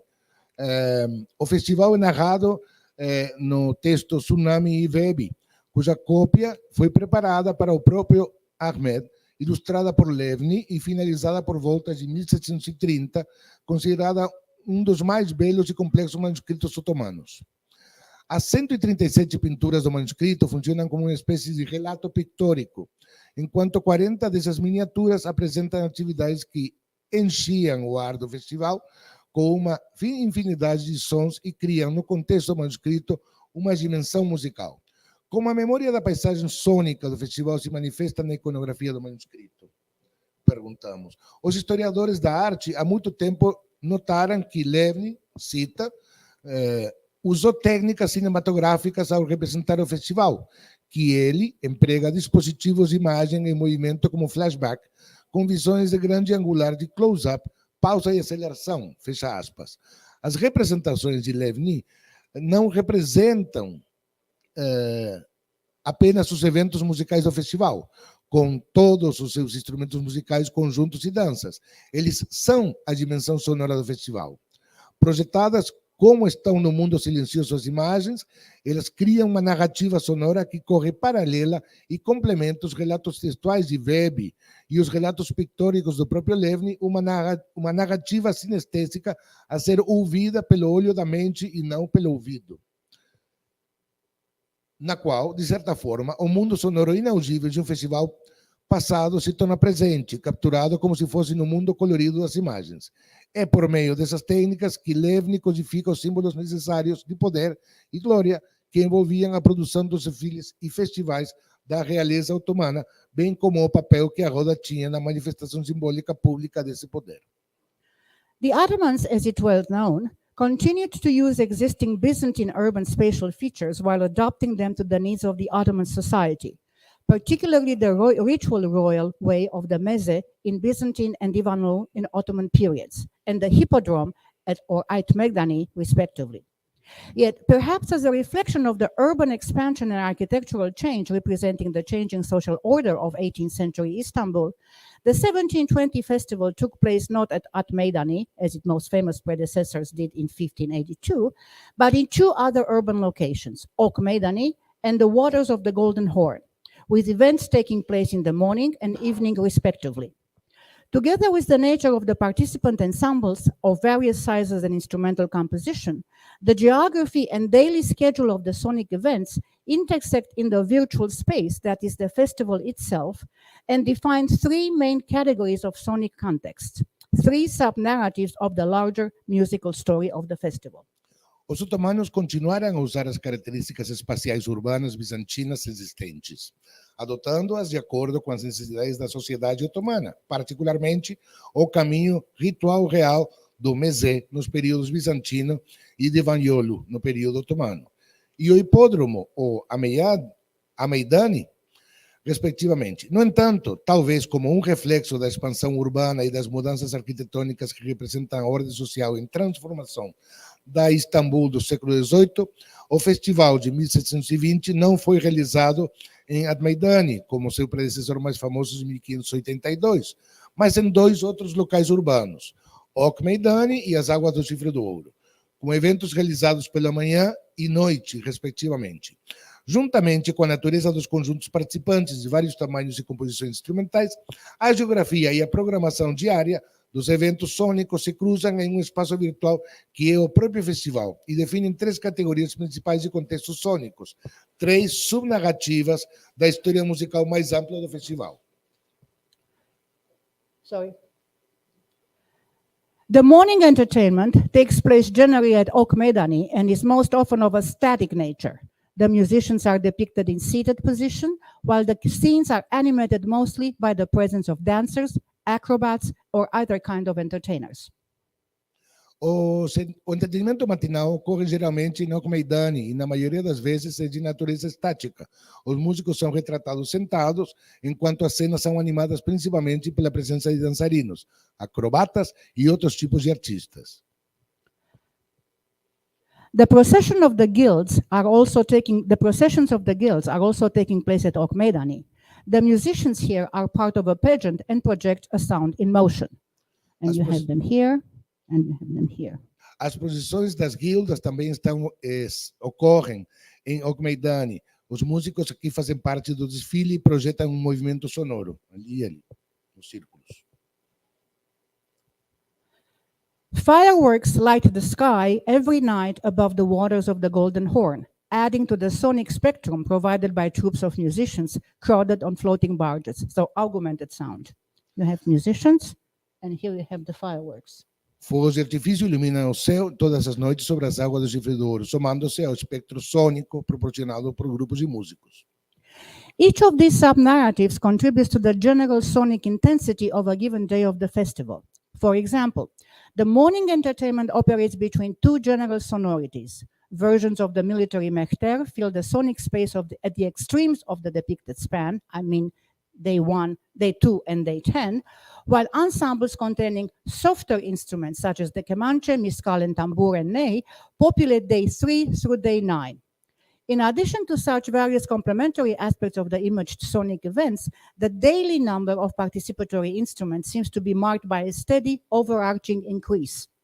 The internal sonic articulation of each category of events, as well as the coupling of these categories across the span of a whole day, seem to point to a gradual sonic crescendo, one that builds upon incomplete or partly realized manipulation of sonic intensity that operate in each individual category, but ultimately renders a perceptible, overreaching crescendo for the depicted festival. Cada uma dessas subnarrativas contribui para a intensidade sônica geral de determinado dia do festival.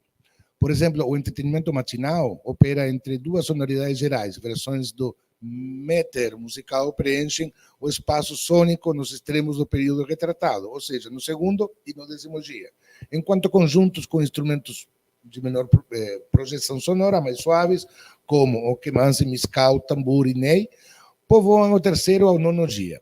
Além desses vários aspectos complementares dos eventos sônicos imaginados, o número diário de instrumentos participativos parece ser marcado por um aumento que é abrangente e constante. A articulação sônica interna de cada categoria de eventos, bem como o acoplamento dessas categorias ao longo de um dia inteiro, parecem apontar para um crescendo sônico gradual.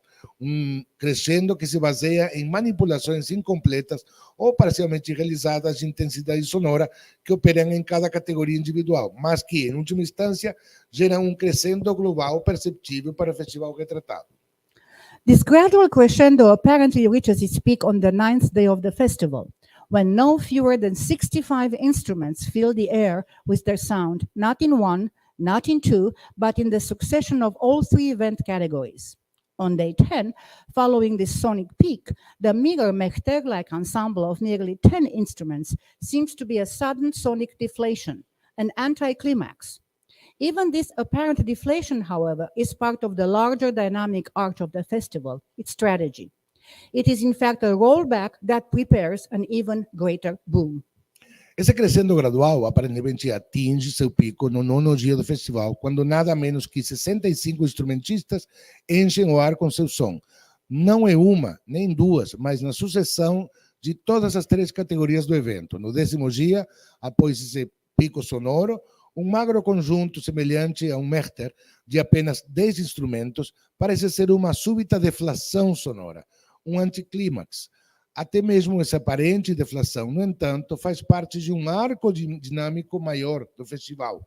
Na verdade, é retorno que prepara boom ainda maior. It is at this juncture that the sounds of the festival return to the public space of the old royal ritual way, the meze of the Byzantines and the Divan Yolu of the Ottomans.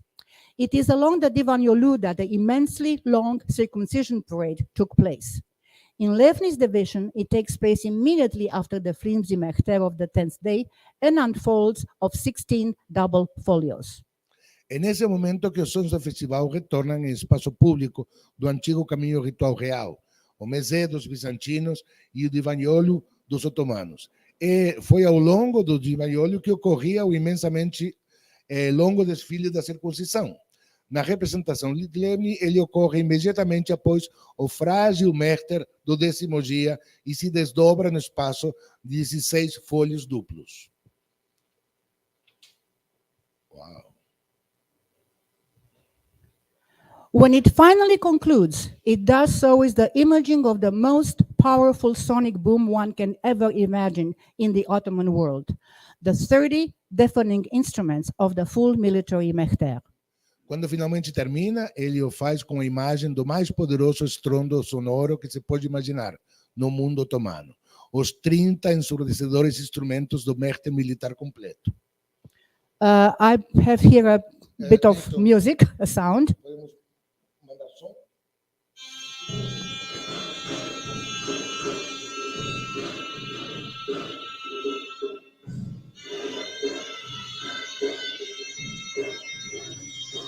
You got the idea.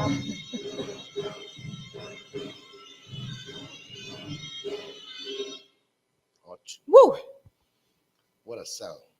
It's gorgeous. And we're lucky because we do have music from the Mechter in the 17th and 18th century preserved in the tradition of the 19th century, and then it was revived during the Atatürk Republic. Temos a sorte de termos registros sonoros, né?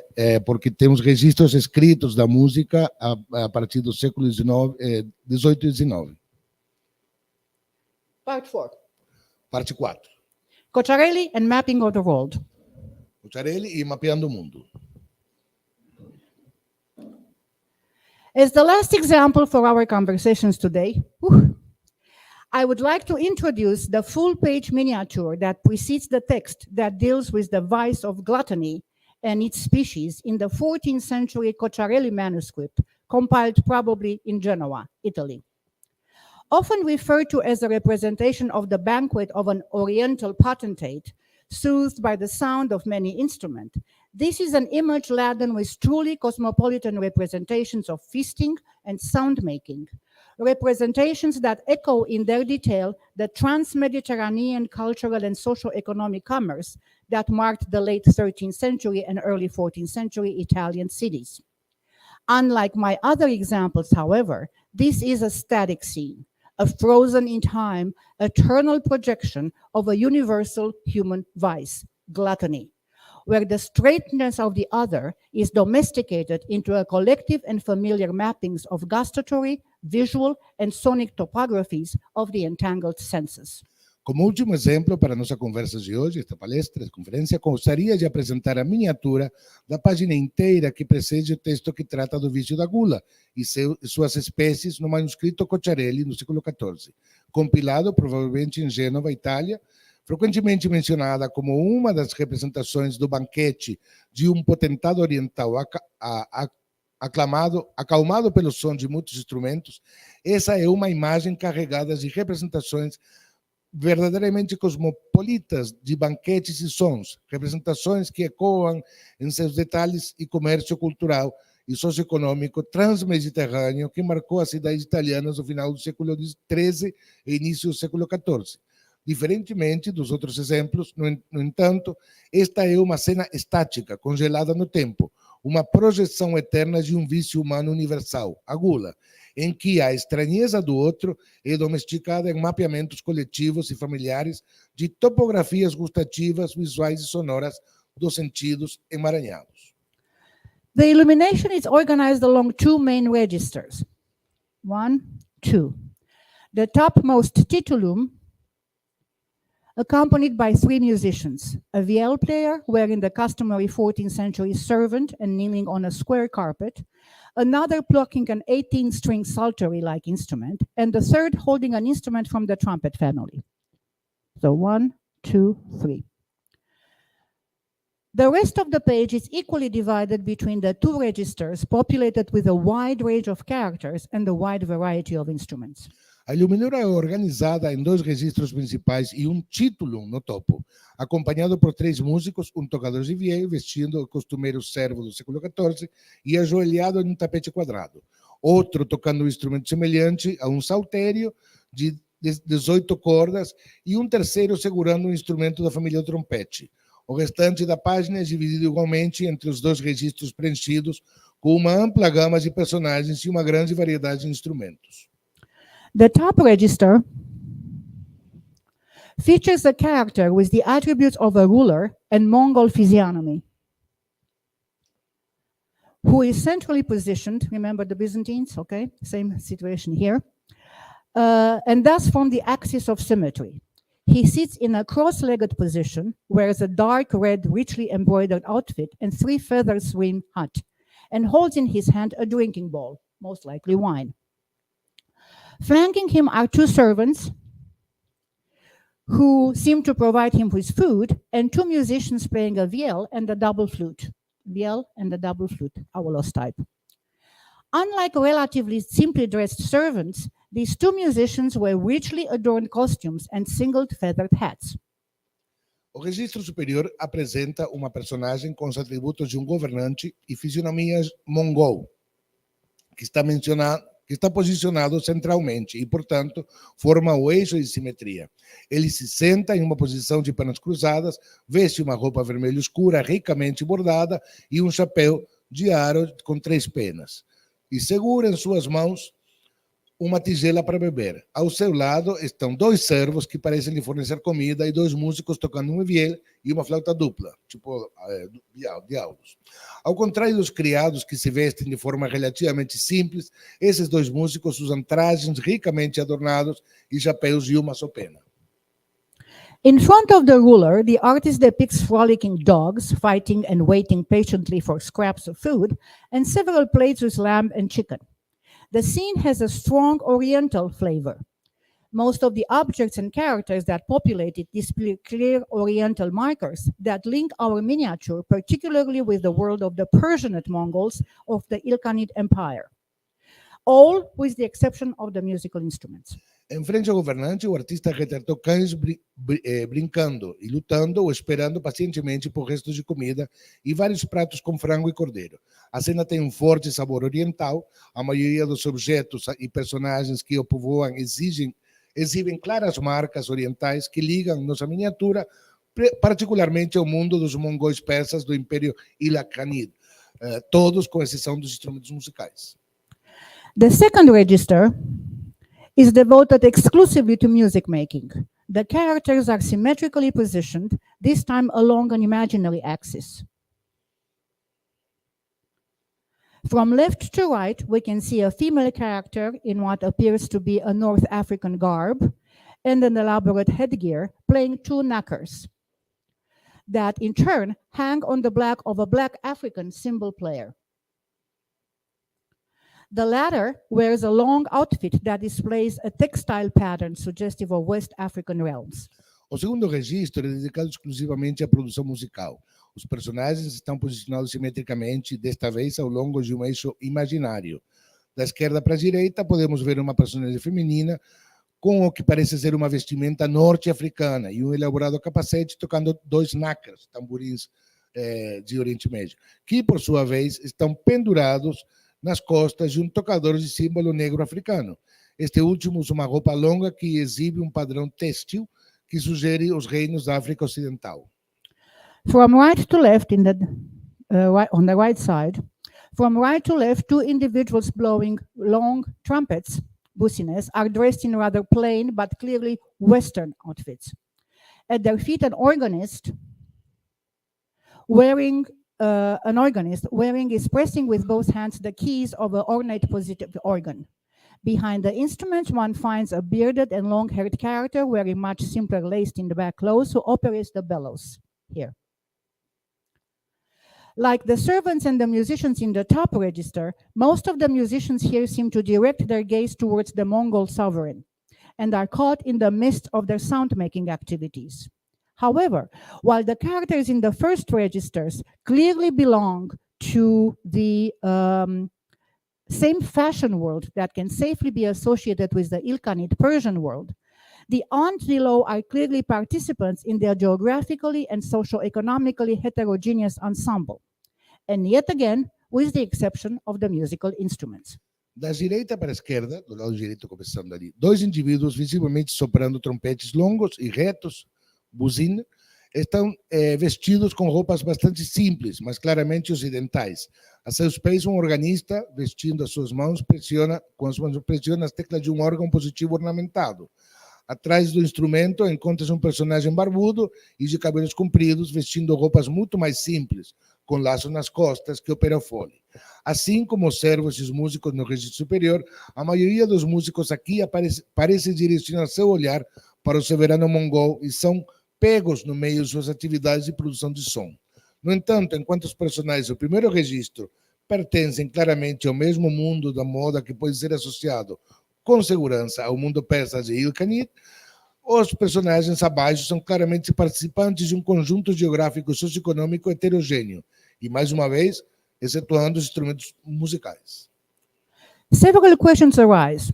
Are all these non-European markers part of a body of North Italian iconographic stereotypes invoked by the artist's imagination in order to depict the other, of which he had very little knowledge?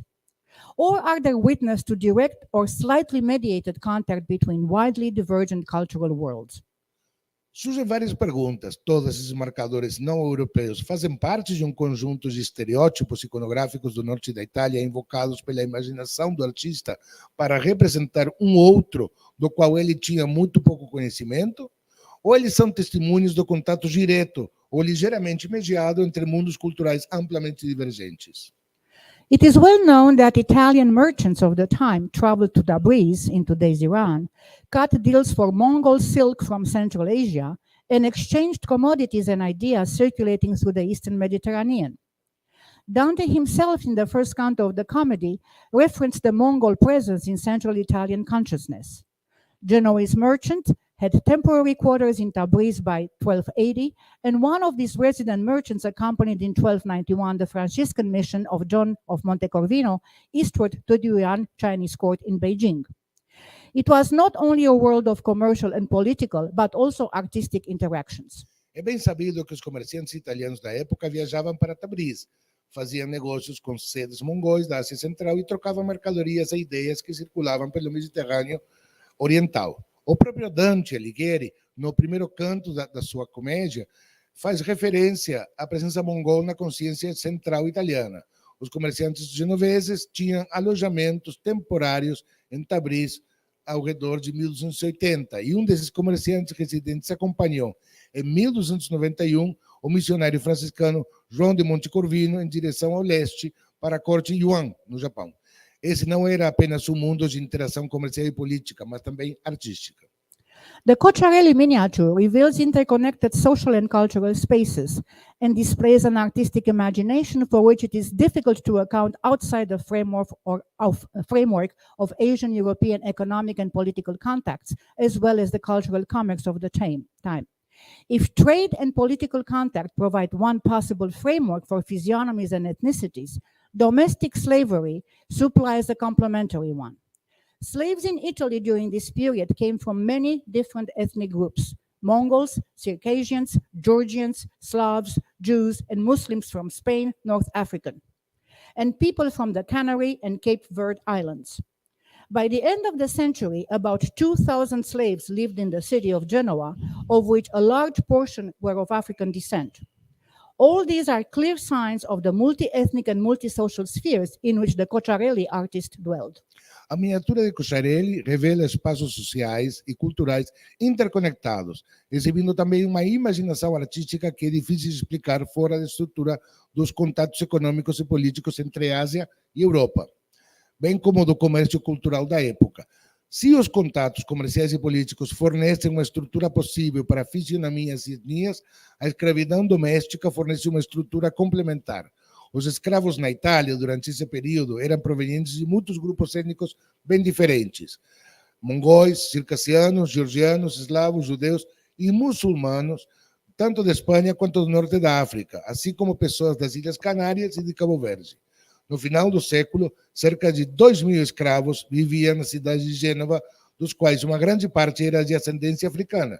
Todos esses são sinais claros das esferas multiétnicas e multissociais em que o artista Cocciarelli viveu. The miniature can therefore be viewed as a musical allegory of the whole known world that let itself become subject to sensorial pleasures.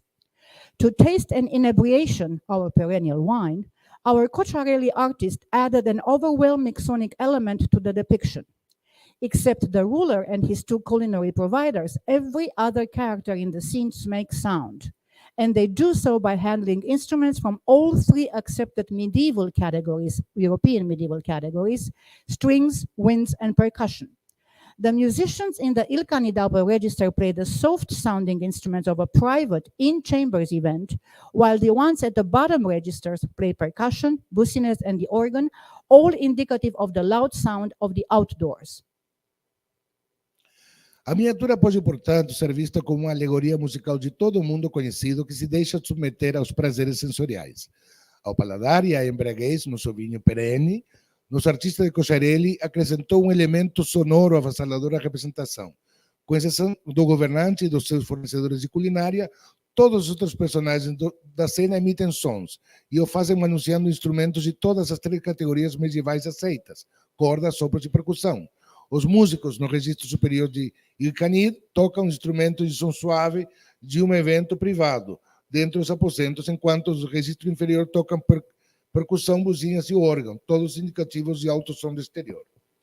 It is a ternary, comprehensive world of medieval European instrumental taxonomies, one that is mapped, however, onto the schema of medieval geographies in which the upper register represents Asia, the section of percussion instruments with North African-looking female and the black cymbal player evokes Africa, and the business, together with the organ, embody Europe.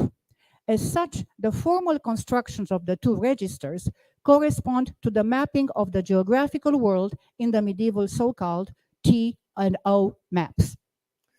É um mundo ternário e abrangente de taxonomias instrumentais europeias medievais. Um mundo que, no entanto, é mapeado no esquema de geografias medievais, no qual o registro superior representa a Ásia, a seção de instrumentos de percussão com sua mulher e aparência norte-africana e um tocador de símbolo negro evocam a África, e as buzinas e o órgão personificam a Europa. Dessa forma, a construção formal dos dois registros corresponde ao mapeamento no mundo geográfico nos chamados mapas T e O orientais. Medievais, desculpa. The miniature, therefore, is a conceptualization of the senses, a map in which sensoriality is transmuted into a temporal static and iconic abstractions, into a conceptual map of the disembodied senses as windows in the theological concept of sin.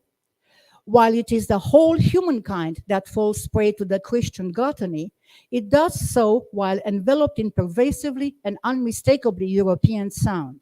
It is a world in which the cultural heterogeneity of the visual balances and complements the cultural homogeneity and maybe hegemony of the symbolically European auditory. A miniatura é uma conceituação dos sentidos, um mapa no qual a sensorialidade é transmutada em abstrações atemporais, estáticas e icônicas. É um mapa conceitual dos sentidos desencarnados como janelas no conceito teológico de pecado. Embora toda a humanidade seja vítima da gula cristã, ela o faz envolta em um som difundido e inconfundivelmente europeu. É um mundo em que a heterogeneidade cultural do visual equilibra e complementa a homogeneidade cultural e talvez a hegemonia do auditivo simbolicamente europeu. I'm done. Concluindo. Portals into the entangled sensorialities of the past, the images I have introduced today substantiate the claim that from onward, communications through visual means sprang from and remained reliant on embodiment, synesthetic experiences, sensoriality, co-presence, kinesis, and space. They tell us stories not only about musical instruments, dances, potential meanings in the cultural context, but also about sensing bodies, synesthetic memories, historical presence, bodies and cultures in motion, and spatial negotiations. In this holistic interpretive space, all become participants in both the production and the consumption of images. Portais para as sensorialidades emaranhadas do passado, as imagens que apresentei hoje comprovam a afirmação de que, desde a pré-história, a comunicação por meios visuais surgiu e permaneceu dependente da incorporação das experiências sinestésicas, da sensorialidade, da copresença, da sinestesia e do espaço. Da kinesis, desculpem, e do espaço. Eles nos contam histórias não apenas sobre instrumentos musicais, danças, significado potencial no contexto cultural, mas também sobre corpos sensíveis, memórias sinestésicas, presença histórica, corpos e culturas em movimento e negociações espaciais. Nesse espaço interpretativo completo, todos se tornam participantes tanto da produção quanto do consumo de imagens. The cultural bent that privileges the visual over all other senses and body-oriented knowledge acquisition, processing and diffusion still governs our scholarly world.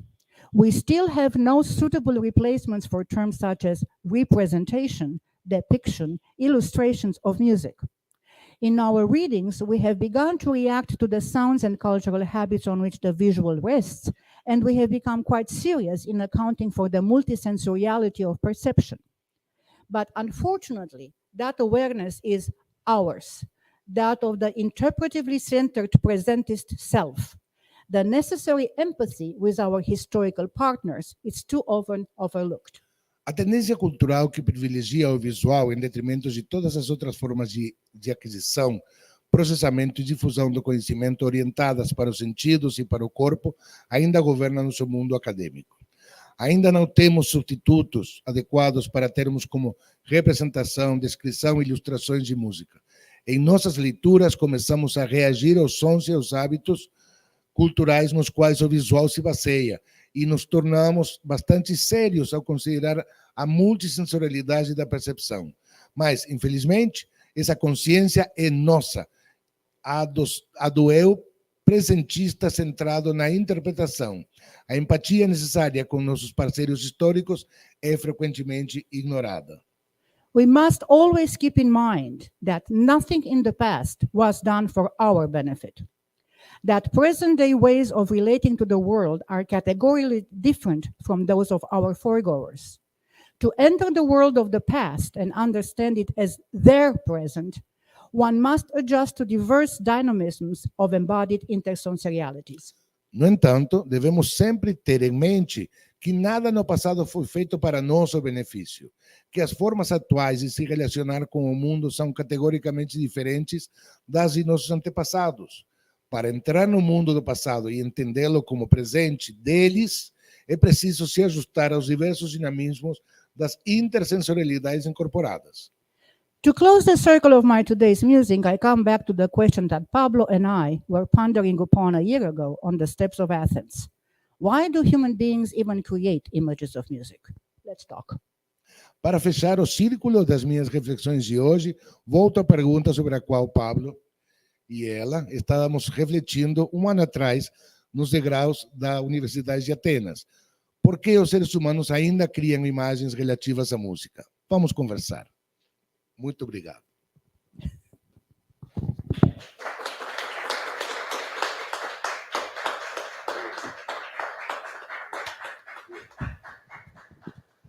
Então, eu sei que estamos um pouco avançados no horário, mas se houver alguma pergunta online aqui, eu vou passar o microfone.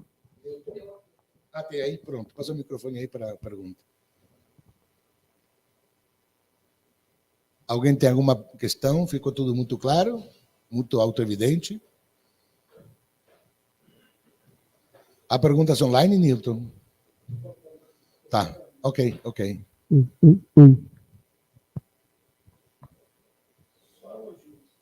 Obrigado. Compliments. Tudo muito claro? Que bom. Fico feliz quando uma conferência tão brilhante quanto a da professora Currie fica autoexplicada, né? Não gera nenhuma dúvida. Eu tenho várias perguntas. I have several questions. But let's say, the relations. Eu vou perguntar em inglês, depois eu traduzo, tá? The relations between synesthetic representations, visual representation. Let's not talk about methodological analysis, but let me grasp your idea on how did you immerse yourself in the sounding reference in the pictures? Did I make myself clear? Yeah. Ok. O que eu perguntei foi como ela consegue, mas sem entrar muito nas questões metodológicas, né? Como ela se imergiu na dimensão sonora do ponto de vista sinestésico dentro das imagens. I think that the first time when I thought about this was when I read articles about archaeoacoustics. Ela responde que ela tomou primeiro contato quando começou a ler artigos sobre arqueoacústica. There are experiments done in France, in Spain, in Indonesia, where they tested the places where paintings appeared, the ones at the beginning, and they made the relationship between how strong the sound is exactly in those places and how there is no sound in other places. Ela tomou conhecimento das experiências que houve na Espanha, na França e na Indonésia, onde as cavernas, representações, né, arqueológicas, né, rupestres, cavernas, foi estudada a relação em certos espaços entre determinados tipos de som acústicos, né, que são possíveis de produzir nesses espaços e outros espaços que não têm essa representação, essa capacidade sonora. Desculpa. So the idea is that through their pictorial stuff, they represent a sound world that becomes replicated in the context of the cave.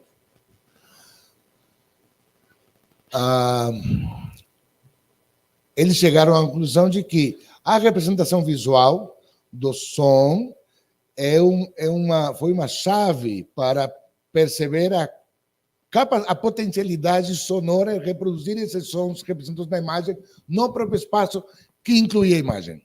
So it is both a sort of like the audience, the people in the cavern see the painting, and imagine that the caverns are pitch black, and they have lanterns.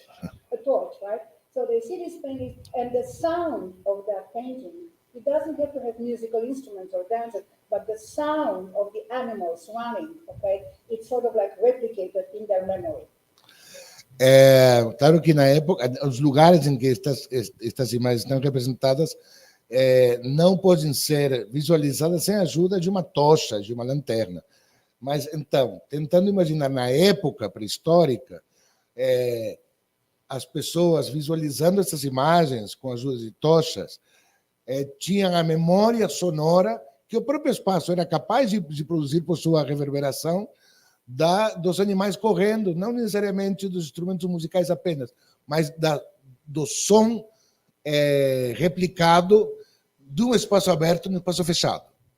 So this is the idea that every time you look at the painting, every time you look at an object, they're not only symbolizing things or representing things, they are embodying sound, so that the sound that you see there is actually replicated in your mind. But you have to be part of the same culture. Então, para poder conseguir esse nível de percepção e acesso à memória, você tem que pertencer à mesma cultura. Obrigado. And then you enter any painting, any object, anything, E and dessa you have to forma, learn the culture before you think the sound. então, dessa forma, conhecendo a cultura que qualquer pintura tem, né, por trás na seu processo de produção, você consegue entrar na dimensão sonora da pintura. We will never have the experience that the cavemen had in Chabolopan, but we can understand that they had that experience. Nunca vamos ter a experiência direta que teve o homem das cavernas na época dele, no presente dele. Mas sim vamos entender que ele teve essa experiência. And that applies to everything. E isso é o que mais podemos fazer. Muito obrigado. Thank you so much. Newton. Nós temos uma pergunta que vem... Sim, temos uma pergunta que vem do chat. Ele é feito pelo Alberto Dantas Filho, professor Grande Alberto, abraço. doutor Alberto. Ele fala para a professora Gabriela Currie como a professora vê os estudos regionais em países como o Brasil, com os parâmetros críticos que apresentou para estudos de culturas remotas. What he's asking is, how do you see regional production, bibliographic production in countries like Brazil? Sobre os parâmetros críticos que apresentou... Under your critical parameters. Are we talking about regional production? We're talking about Brazil as a nation state, or are we talking about regional? I'll take both of them, okay? Yes. I think that's a better idea. Particularly when we deal with a multicultural situation, okay? Ethnomusicology, anthropology is very important in helping us recreate a potential historical dimension. So here I would say that especially in areas where you have living traditions and in areas that are extraordinarily rich in their, shall we say, overlapping of different cultural layers, one needs the help of ethnomusicologists, not only the objects from the past, but the ethnomusicologists to help us read all these symbols and all these images in terms of a historical potential continuity. Então, o que ele está dizendo é que quando tentamos entender situações com multicamadas culturais, camadas multiculturais, precisamos da ajuda dos antropólogos e dos etnomusicólogos, não apenas para estudar os objetos na sua presença, mas também a sua potencialidade histórica no processo de construção dessa realidade multinível, onde essas camadas se justapõem. So, in other words, we don't have to focus just on reconstruction of the past, but also on the manner in which time and changes in cultural situations and political situations affect that transformation of the objects.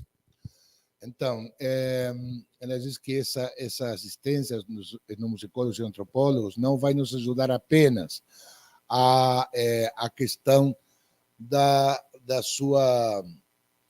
de uma construção do passado, mas também das transformações políticas e sociológicas e culturais e antropológicas que vêm sendo experimentadas ao longo do tempo até o presente. Isto é, continuity. What permanence and transformations.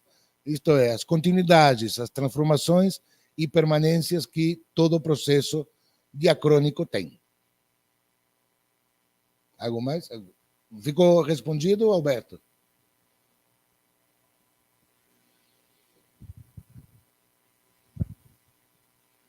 Aparentemente o Alberto não está online.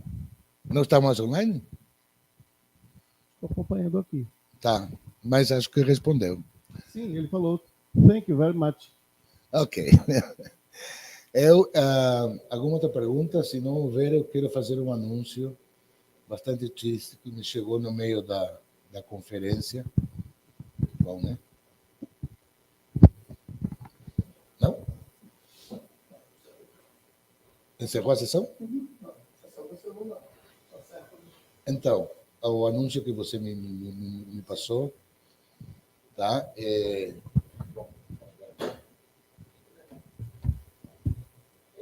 Milton, please.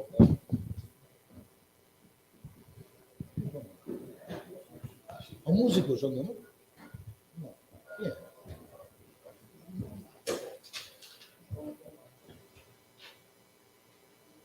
Músico? Então, a notícia é que o músico carioca, famoso João Donato, acabou de falecer durante a manhã de hoje. Então, em nome do Regime Brasil, nosso sentimento para a família, em nome da Associação Brasileira de Musicologia, nosso pêsame com a família e os envolvidos e os amigos. Enfim, grande músico que teve uma carreira brilhante e que hoje perdemos na sua presença física. Mas o seu legado vai nos acompanhar. So, finishing the session, eu gostaria muito de agradecer à professora Gabriela Currie por estar aqui presente, por ter nos deliciado com essa maravilhosa conferência, e convido todos vocês a assistir à mesa redonda número 1, que vai acontecer às 14h, talvez 14h15, né? Talvez nós trazemos um almoço um pouquinho, mas, enfim, no horário vamos estar tanto online quanto presencialmente aqui, na UFAL, dando continuidade ao 7º Congresso Brasileiro de Iconografia Musical. Muito obrigado a todos e boa tarde.